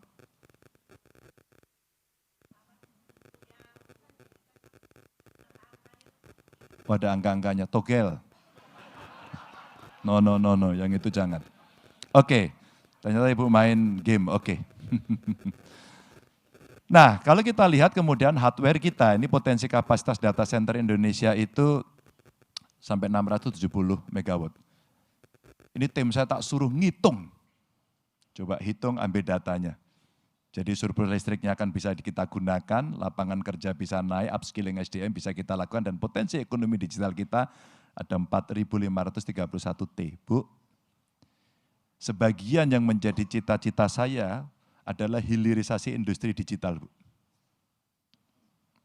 Jadi kalau Ibu ketemu anak-anak muda yang mereka sebut Gen Z, kita nyebut Gen Z tapi dia tidak suka disebut Gen Z, mereka sampaikan, Pak, kami butuh creative hub untuk kami bisa mengembangkan talenta kami. Begitu. Lalu ternyata ada komunitas-komunitas yang dia bentuk dan dia butuh mendapatkan perhatian dari pemerintah. Dan semua yang dia kerjakan terkait dengan digital. Bu, sepatu saya baru, Bu, lihat, silakan dilihat. Oh jelas. Saya diundang untuk datang ke pameran ini. Apa Bu sebutan kelompok ini? Mereka adalah komunitas sneakers. Apakah terbayangkan oleh kita yang namanya ubanan seperti ini? Tidak. Yang kita pikirkan yang gede-gede, anak-anak kita berpikir komunitas sneakers, komunitas coding, pencipta lagu, desainer, games developer. Mereka lakukan itu semua. Lalu dia bilang, Pak, kami nggak punya akses modal. Lalu kami membuat FGD kecil dengan mereka. Lalu ada ketentuan dari pemerintah yang sudah diberikan, tapi tidak dilaksanakan hari ini. Mau saya kasih tahu, adalah IP, intellectual property. Dan itu bisa dijadikan sebagai kolateral, tapi tidak pernah dieksekusi. Saat saya diskusi, saya masih jadi gubernur. Maka saya tawarkan, bro, ini enggak sulit. Tapi butuh mau dari Anda. Anda mau enggak melakukan? Oh saya mau Pak, oke Anda mau hutang berapa? Oke Pak, saya enggak akan banyak-banyak, mungkin sekitar 50 sampai 100 juta. Baik, besok kamu datang ke bank saya, karena saya pemilik bank. Bank Jateng maksud saya waktu itu. Untuk apa? Agar bisa pecah telur bahwa IP-nya bisa dijadikan kolateral. Bu, ini contoh kalau kita mau bicara soal ekonomi digital yang ada. Ya, TikTok Shop itu sebenarnya kasus yang hari ini tiba-tiba kita kaget. Padahal sebenarnya juga pernah terjadi di aplikasi yang lain gitu ya. Di medsos yang lain, orang sudah jualan. Tapi begitu TikTok shopnya ini betul-betul menjadi toko dan kemudian orang berjualan di sana, siapapun berjualan itu hak. Tapi ketika kemudian pasar tradisional mati, maka negara harus turun tangan dan mengintervensi. Jangan membiarkan. Bu, begitu itu diintervensi, diatur saja. Bukan dilarang, diatur. Bagaimana aturan main yang baik pada soal itu. Bu, saya ke Cirebon diprotes sama 2 remaja putri. Nangis-nangis dia di depan saya. Karena dia bilang, Pak, saya ini bekerja dengan inisiatif sendiri, modal sendiri, nggak ada bantuan siapapun, mulai TikTok Shop dan laku. Kenapa Bapak tutup? 2 kepentingan inilah yang kemudian mengakibatkan seringkali terjadi cynical yang muncul. AI itu bagus. Tapi seluruh dunia sekarang punya problem tentang AI. Saya tidak tahu tiba-tiba kemarin Pak Jokowi pintar sekali berbahasa Mandarin. Ya Pak ya? Bahasa Mandarin benar nggak Pak Sulis itu kemarin? Benar. Pak Jokowi nggak yang ngomong? Bukan. Ngeri ya Bu. Terbayangkan nggak kalau kemudian ini menjadi fitnah-fitnah yang bisa dilakukan? Terakhir Bu, saya mau jawab dengan gambar Bu. Yang ini ya tadi. Boleh? Yang tadi Mas? Yang tadi tampilkan yang karya dari anak-anak. Oke, kita butuh loading dulu nggak apa-apa. Kita dorong ketika kemudian ada Creative Hub yang muncullah kemudian anak-anak hebat Bu. Terus, tadi yang kreatif dari anak-anak yang bisa tampil, ada yang pemain lokal, yang pemain global. Ternyata anak-anak kita itu luar biasa. Ibu pernah dengar anak-anak muda Voice of Baceprot? Nggak ada ya? Dia itu adalah rocker, 3 cewek, pakai hijab Bu, sekolahnya madrasah. Dan sekarang dia main ke seluruh dunia. Atau saya kasih ini yang berjaya membawa nama dunia di Takarang, Rich Brian, saya kira semua kenal. Ini anak muda Indonesia yang keren gitu. Ada Cila Kiana. Ini saya sebut sebagai jago tandang.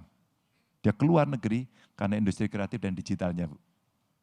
Dia punya bakat kemudian disalurkan. Dan ada yang jago kandang itu bukan berarti jelek tapi di kita. Ini ada Jember Fashion Carnival, ada Neck Deep, ini, ya terus kemudian ada Tecek, ya, ada Techinasia, ini City Chapter, ada dari Malang. Ini Bu, Malang, Surabaya, daerah loh. Jadi kalau kita bicara ekonomi digital, wow, ini ekonomi masa depan. Kalau ini kita kembangkan, SDM-nya kita siapkan, pemerintah lebih banyak termasuk pemerintah daerah membangun Creative Hub lebih banyak, Bu, mungkin kita akan bisa menurunkan eksploitasi sumber daya alam kita agar ekonomi kreatifnya lebih tumbuh. Maka kalau orang bicara, ini ada duta besar Korea, mantan duta besar Korea juga ada di sana.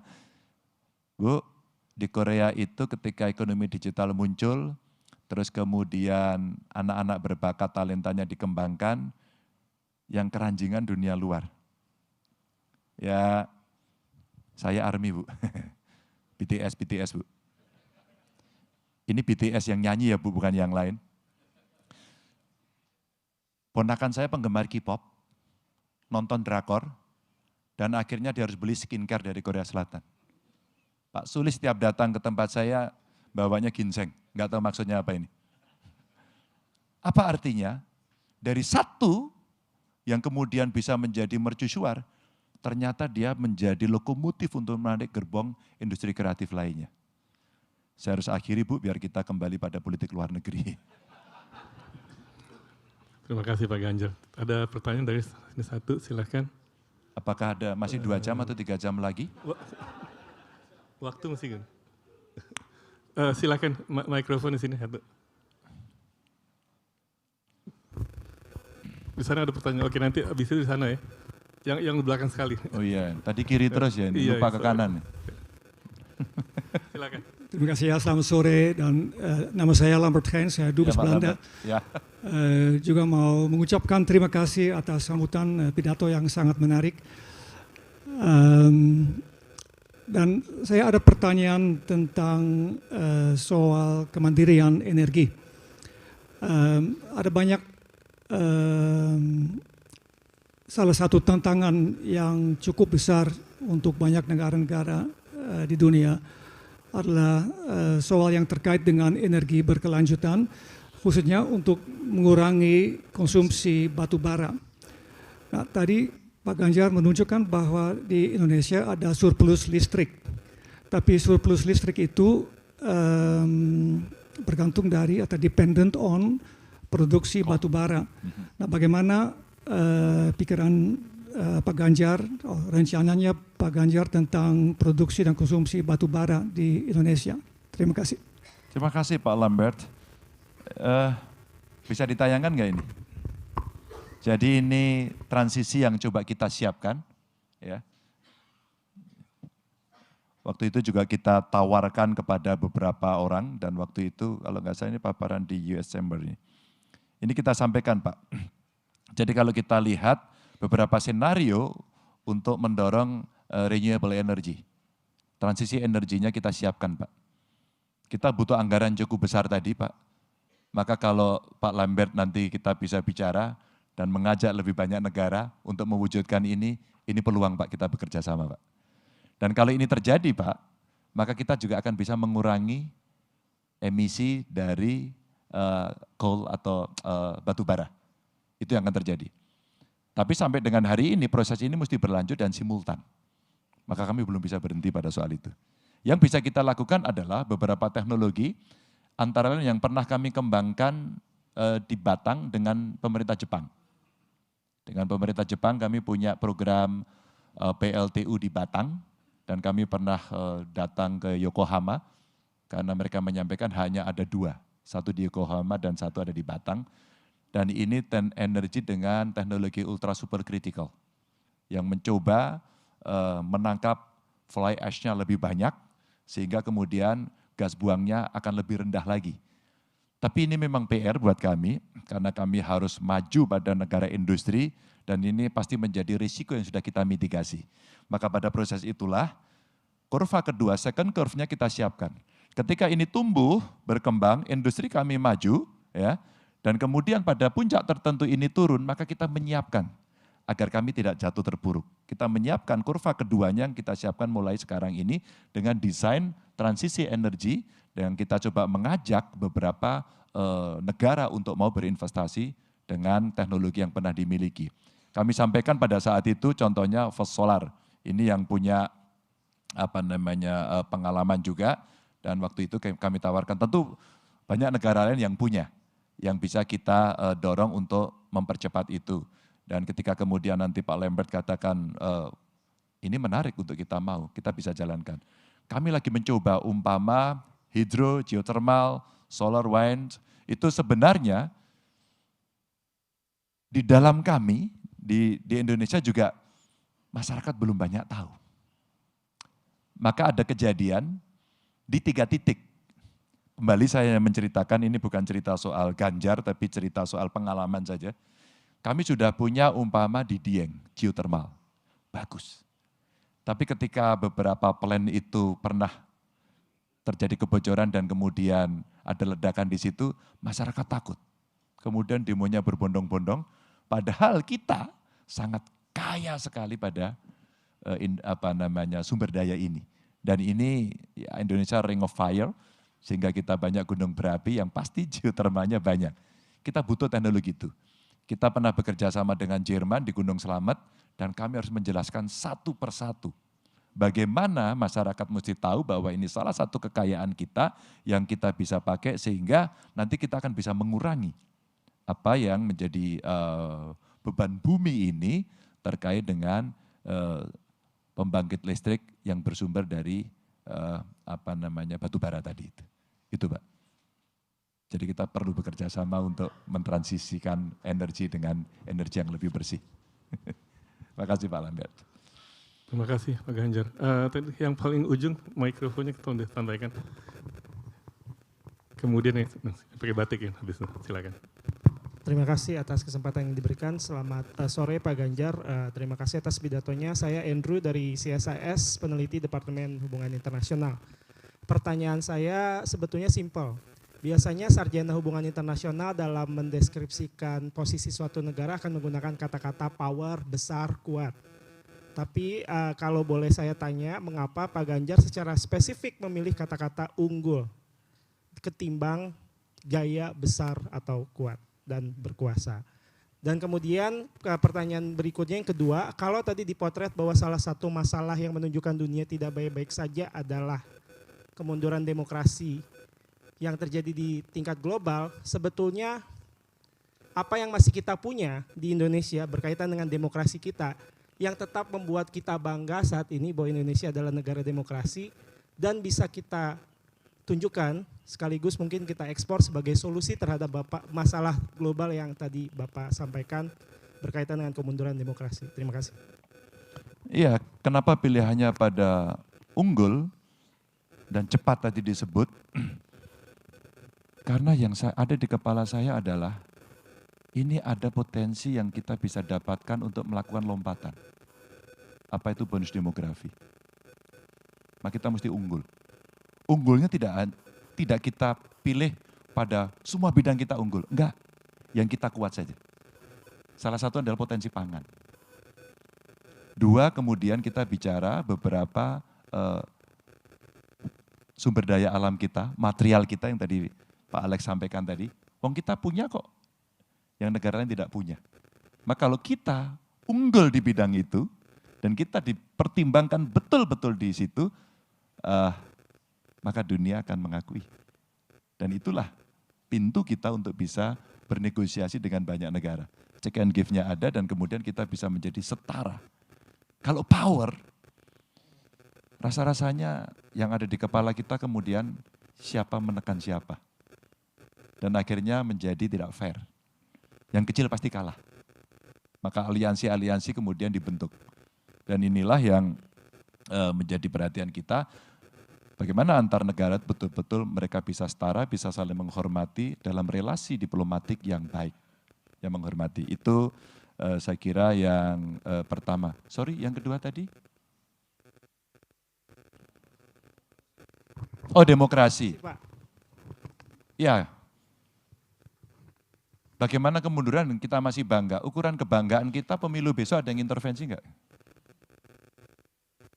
Kalau pemilu besok bisa jurdil, maka kita mesti bangga pada demokrasi kita. Ya. Tapi kalau kemudian itu tidak, maka kita akan setback. Maka civil society sekarang menjadi punya peran yang sangat penting untuk menjaga itu. Sehingga ketika kemudian demokrasi bisa berjalan dengan baik, maka akan ada muncul ganjar-ganjar berikutnya. Saya bukan siapa-siapa, orang tua saya polisi, pangkatnya tidak tinggi, hidup kami lebih banyak susahnya, dan kemudian kami bisa diundang ke CSIS hari ini. Itu pasti karena sesuatu. Dan tanpa adanya demokrasi, enggak akan. Saya menunggu dulu bapak saya hebat. Saya menunggu dulu turunan. Dan itu tidak akan pernah bisa saya dapatkan. Tapi saya bangga pada bapak ibu saya, karena mereka rakyat biasa saja, dan bisa mendidik saya untuk seperti ini. Itu terima kasih saya. Terima kasih. Silahkan mikrofon ke yang sore. Habis itu Pak Dubes. Terima kasih atas kesempatannya. Perkenalkan saya Kenneth dari Youth-led Think Tank atau Think Tank Kepemudaan Policy Plus. Dan kami saat ini memang sedang membuat sebuah white paper terkait dengan perdagangan karbon, Pak. Kaitannya dengan foreign policy-nya terkait dengan climate diplomacy. Pertanyaan dari saya, Pak, dari Indonesia kan pada saat kepemimpinan Pak Jokowi itu cukup kencang menggaungkan sebuah term yang namanya Volunetsing 2030, Pak. Forest and Other Land Use Net Sink. Tadi kan kita sudah membicarakan tentang kemandirian energi. Mungkin saya ingin mendengar dari Bapak bagaimana komitmen Bapak untuk mencapai komitmen Volunetsing 2030 itu, Pak. Dan yang kedua bagaimana Bapak bisa menggunakan politik. Bagaimana Bapak? Gini coba ini lurus. Oh iya bisa. Bagaimana Bapak bisa menggunakan politik luar negeri atau strategi in foreign policy untuk meningkatkan kontribusi Indonesia untuk mengajak negara-negara ASEAN dan Asia Pasifik utamanya untuk mitigasi dan adaptasi iklim, Pak. Terima kasih. Saya akan jawab yang kedua dulu ya. Ini penting karena isu kita hari ini adalah itu. Maka kita tugaskan para diplomatnya untuk aktif. Maka tadi saya sampaikan mesti aktif. Kalau aktif kita kampanye. Kalau aktif kita tidak nunggu di rumah. Maka kita mesti bertandang, bersilaturahmi, ketuk pintu. Itulah fungsi-fungsinya. Saya bercerita ini bukan bertapa kemudian dapat wahyu gitu. Tapi saya diajari oleh diplomat-diplomat ini, banyak diplomat kita hebat-hebat ini yang hadir di sini. Mereka menyampaikan, Pak Ganjar, igar kita mesti kita tambah. Kita tidak bisa menunggu, dan ketika kita punya posisi politik yang bagus, jangan pernah berhenti. Maka tadi bicaranya ada politik anggarannya juga bagus. Maka ketika itu menjadi prioritas kita, dan ASEAN katakan, saya katakan tadi ada punya potensi yang cukup bagus dalam bidang carbon trading katakan, untuk bisa mendapatkan carbon credit katakan, maka sebenarnya keaktifan itulah yang bisa kita dorong untuk membawa isu ini. Oh kita kuat Pak, kita mampu. Ya udah, inilah yang unggul tadi. Terus kemudian apa? Ini yang coba kita tawarkan. Siapa yang mengerjakan? Diplomat kita. Mampu enggak? Banget. Saya ketemu diplomat hebat-hebat. Idenya brilian. Yang dia butuhkan adalah keputusan pemimpin tertinggi. Kemudian diukur, kemudian dihitung apakah dia cukup perform melaksanakan itu. Barulah kemudian mereka akan tahu saya perform atau saya tidak perform. Gambarnya kira-kira begini. Ini kalau kita bicara dari blue economy atau yang lain yang kaitannya dengan potensi-potensi tadi yang ada. Termasuk yang green boleh juga enggak? Dari green ke blue. Greennya tadi udah ya?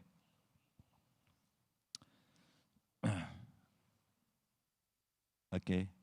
Nah, saya mencoba mendorong, ini kemarin saya paparkan di, mana ini, di ICMI. Jadi kalau kita bicara EBT tadi Pak Lambert sampaikan kepada kami, kalau kita biaya mencegah, mengurangi dan memperbaiki kerusakan lingkungan, itu kira-kira 1.371 triliun. Kemudian akibat kerusakan-kerusakan, kemudian terjadi polusi dan sebagainya, saya ambil data BPJS kita habis 17,8 triliun. Ini data Kemenkes tahun 2023. Kalau kita kemudian mau investasi, untuk energi baru terbarukan kita butuh 1.300 triliun, jauh lebih murah nanti daripada kita menggunakan pola-pola yang sekarang ada. Dan potensi lapangan kerjanya akan bisa terserap 3,7 juta. Itu butuh skill set. Teknik lingkungan, pangan, data scientist, terus kemudian material yang bisa diolah. Nah ini kalau kita bicara dari green, yang dari blue, lanjut. Maka kalau kita bicara yang dari blue ekonominya, ekosistem pantai dan laut kita itu menyerap 17% karbon dunia. 17%. Ini potensi yang gede sekali. Dan ini belum ada blueprint-nya untuk carbon credit, padahal kita punya lahan gambut, ada mangrove, dan ini potensi blue carbon credit-nya 3.540 triliun. Jadi nanti kalau teman-teman muda, ya, tadi panggilannya siapa? Carrot. Karen.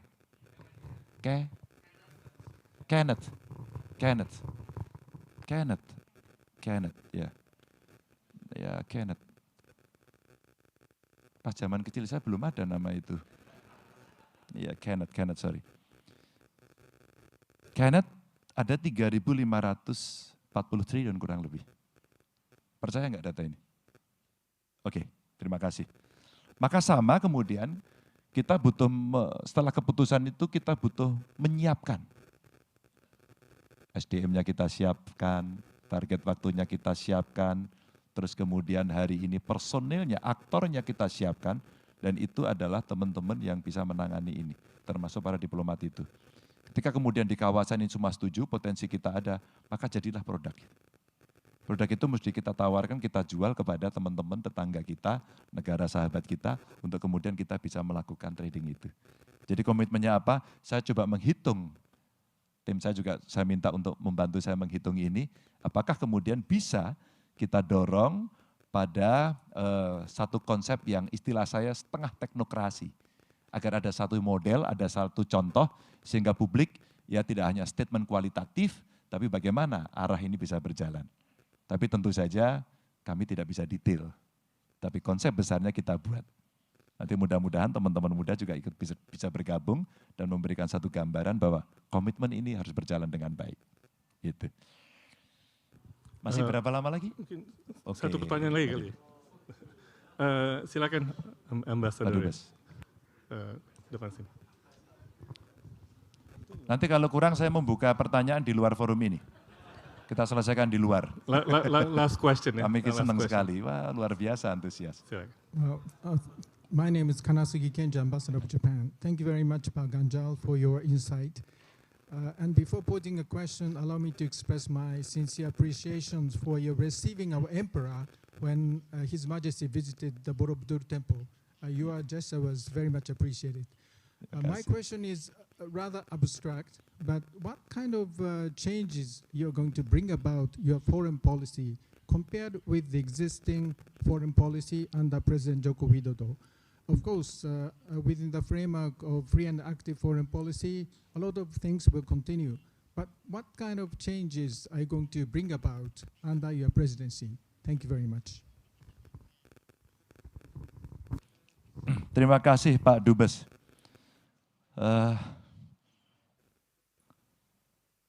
Kaisar Bapak ternyata ramah sekali. Saya mengantarkan Kaisar melihat candi. Dan dulu kami dikasih tahu Pak Dubes, nanti tidak boleh salaman. Padahal kami ingin salaman. Kami ingin jabat tangan dengan Kaisar. Dan kami disuruh berhenti, dan ini tidak boleh salaman. Waduh, padahal kita pengen salaman. Dan orang Indonesia kalau sudah salaman, ditambah satu lagi, selfie. Ya, gitu. Yang saya luar biasa adalah, begitu kami berdiri, Pak Kaisar mendatangi kami, dan mengajak salaman. Sesuatu yang luar biasa. Dan saat itu ada former Prime Minister, betul ya? Ada former Prime Minister ikut hadir, Pak Fukuda ya? Betul. Saya terkejut karena beliau sampaikan kepada saya, ada former Prime Minister Pak pengen bicara gitu. Siapa? Ternyata Pak Fukuda. Saya tertarik sekali karena waktu itu dia membisikkan sesuatu kepada saya, tapi ini rahasia. Apa yang berbeda? Karena politik luar negeri kita sebenarnya sama. Di seluruh presiden yang pernah menjabat di Republik ini. Tinggal mana kemudian yang harus kita cukup serius gitu. Mana yang kemudian menjadi prioritas. Saya memberikan contoh.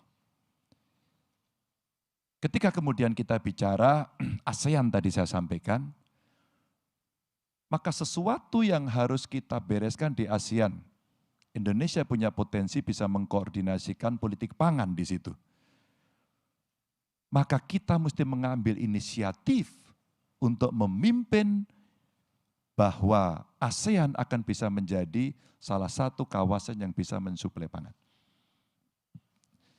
Maka diplomat kita minta untuk bicara, ayo bicara dengan beberapa negara penghasil. Diseriusi, ada target waktunya dan diwujudkan. Yang kedua, ketika kemudian tadi ada pertanyaan beberapa negara mengalami situasi yang tidak baik, berperang dan sebagainya, padahal kita mau ikut perdamaian. Kalau perlu dibuatkan misi khusus untuk membantu perdamaian dunia itu. Agak sensitif kemudian orang berbicara, Palestina umpama. Semua berbicara, kemarin ramai sekali. Kenapa Pak Ganjar tidak datang? Posisi saya dari awal sudah jelas. Tapi penyelesaiannya juga kita harus wise. Tidak bisa hanya sekedar mendukung dan menolak itu. Tapi kita mesti aktif untuk bisa menyelesaikan. Mungkin perlu special envoy untuk kita kirim, menyelesaikan inisiatif.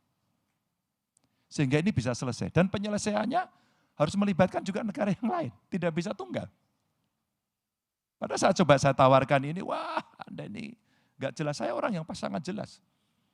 Karena sejak Republik ini berdiri, hubungan kita dengan banyak negara baik, dengan Palestina waktu itu juga baik, saya kasih contoh konkret ini. Tapi ada Dasisila Bandung yang kemudian menjadi kesepakatan antar negara-negara juga. Kita mesti menghormati, karena kesepakatan tidak pernah dicabut. Tapi ketika kita mesti aktif dalam perdamaian dunia, kita mesti mengambil inisiatif itu. Ya, ke Dewan Keamanan, ke PBB, ya, dan kemudian inilah yang mesti kita lakukan untuk menuntaskan misi-misi internasional yang mesti kita lakukan. Terima kasih Pak Dubes. Terima kasih Pak Ganjar. Waktu udah habis, maaf. Banyak pertanyaan, nanti mungkin bisa dicegah di luar. Saya berjanji nanti saya selesaikan di luar. Oke. Secara jantan dan betina, karena ada laki-laki dan perempuan. Terima kasih. Tadi saya pikir presentasi dari Pak Ganjar jelas mengenai arah dan kebijakan luar negeri dan juga mengenai kaitannya ya, kebijakan luar negeri dengan kepentingan nasional, apa yang terjadi di dalam negeri. Saya pikir cukup jelas untuk kita memahami kira-kira arah dan kebijakan dari Pak Ganjar seandainya menjadi presiden dalam kebijakan luar negeri. Mari kita kasih aplaus yang besar kepada Ganjar. Dan juga terima kasih pada audiens dengan pertanyaan-pertanyaannya dan terutama terima kasih pada CSIS ya, yang telah mengadakan acara ini dengan baik. Terima kasih, kembali ke MC. Kita berikan tepuk tangan yang meriah sekali lagi untuk Bapak Ganjar Pranowo dan juga Bapak Endi Bayuni. Terima kasih sekali Pak atas pidatonya dan juga gagasan-gagasannya serta sudah berkenan untuk menjawab pertanyaan. Dan untuk Bapak dan Ibu para hadirin, untuk menutup acara pada sore hari ini, kita nantinya akan bersama-sama mendengarkan closing statement dari Direktur CSIS. Tapi sebelumnya ingin saya umumkan juga bahwa nanti akan ada foto bersama antara Bapak Ganjar dengan para pimpinan CSIS dan juga panitia CSIS. Dan untuk para tamu undangan juga sudah kami sediakan kopi dan juga tea yang berada di area pre-function di depan lift. Untuk itu sekarang kami ingin mengundang Bapak Yose Rizal Damuri untuk memberikan kata penutup kepada para tamu undangan. Silakan Pak. Oke, saya tidak akan berpanjang lebar, saya mungkin hanya ingin mengucapkan banyak terima kasih atas kehadiran Bapak Ibu sekalian. Serta tentunya juga kepada tamu kehormatan kita Bapak Ganjar Pranowo, di mana Pak Ganjar Pranowo sudah memberikan pidato yang begitu saya pikir mencerahkan ya. Pak Ganjar bukan hanya memberikan gambaran mengenai kebijakan, arah kebijakan luar negeri, tetapi juga menjelaskan mengenai prioritas kita. Kedepannya semoga akan lebih banyak lagi kegiatan-kegiatan serupa yang akan dilakukan di Indonesia agar masyarakat dapat terinformasikan dengan baik mengenai berbagai hal yang krusial di dalam pemilu kita. Saya sampaikan juga terima kasih kepada Bapak Ibu sekalian yang sudah meluangkan waktunya untuk hadir di CSIS di sore hari ini. Dan semoga kami bisa bertemu kembali dengan Bapak Ibu di besok tanggal 8 November dan hari Senin minggu depan tanggal 13 November di acara yang sama, acara pidato calon presiden mengenai arah dan strategi politik luar negeri Indonesia. Terima kasih. Selamat sore. Terima kasih sekali kepada Direktur Eksekutif CSIS Bapak Yose Rizal Damuri, dan akhir kata saya Patricia Rani selaku MC menyampaikan banyak terima kasih. Dan juga kami ingin turut mengundang Bapak dan Ibu sekalian untuk kembali hadir pada kegiatan pidato calon presiden Republik Indonesia, arah dan strategi politik luar negeri yang akan dilanjutkan besok tanggal 8 November 2023, di mana kita akan mengundang Bapak Anies Baswedan, dan juga pada Senin 13 November 2023, di mana kami akan mengundang calon presiden Republik Indonesia 2024 dan 2029 Bapak Prabowo Subianto. Akhir kata, saya Patricia Rani mewakili panitia serta segenap kru yang bertugas mengucapkan terima kasih dan mohon maaf jika terdapat kesalahan kata-kata maupun perbuatan selama acara ini berlangsung. Wassalamualaikum warahmatullahi wabarakatuh.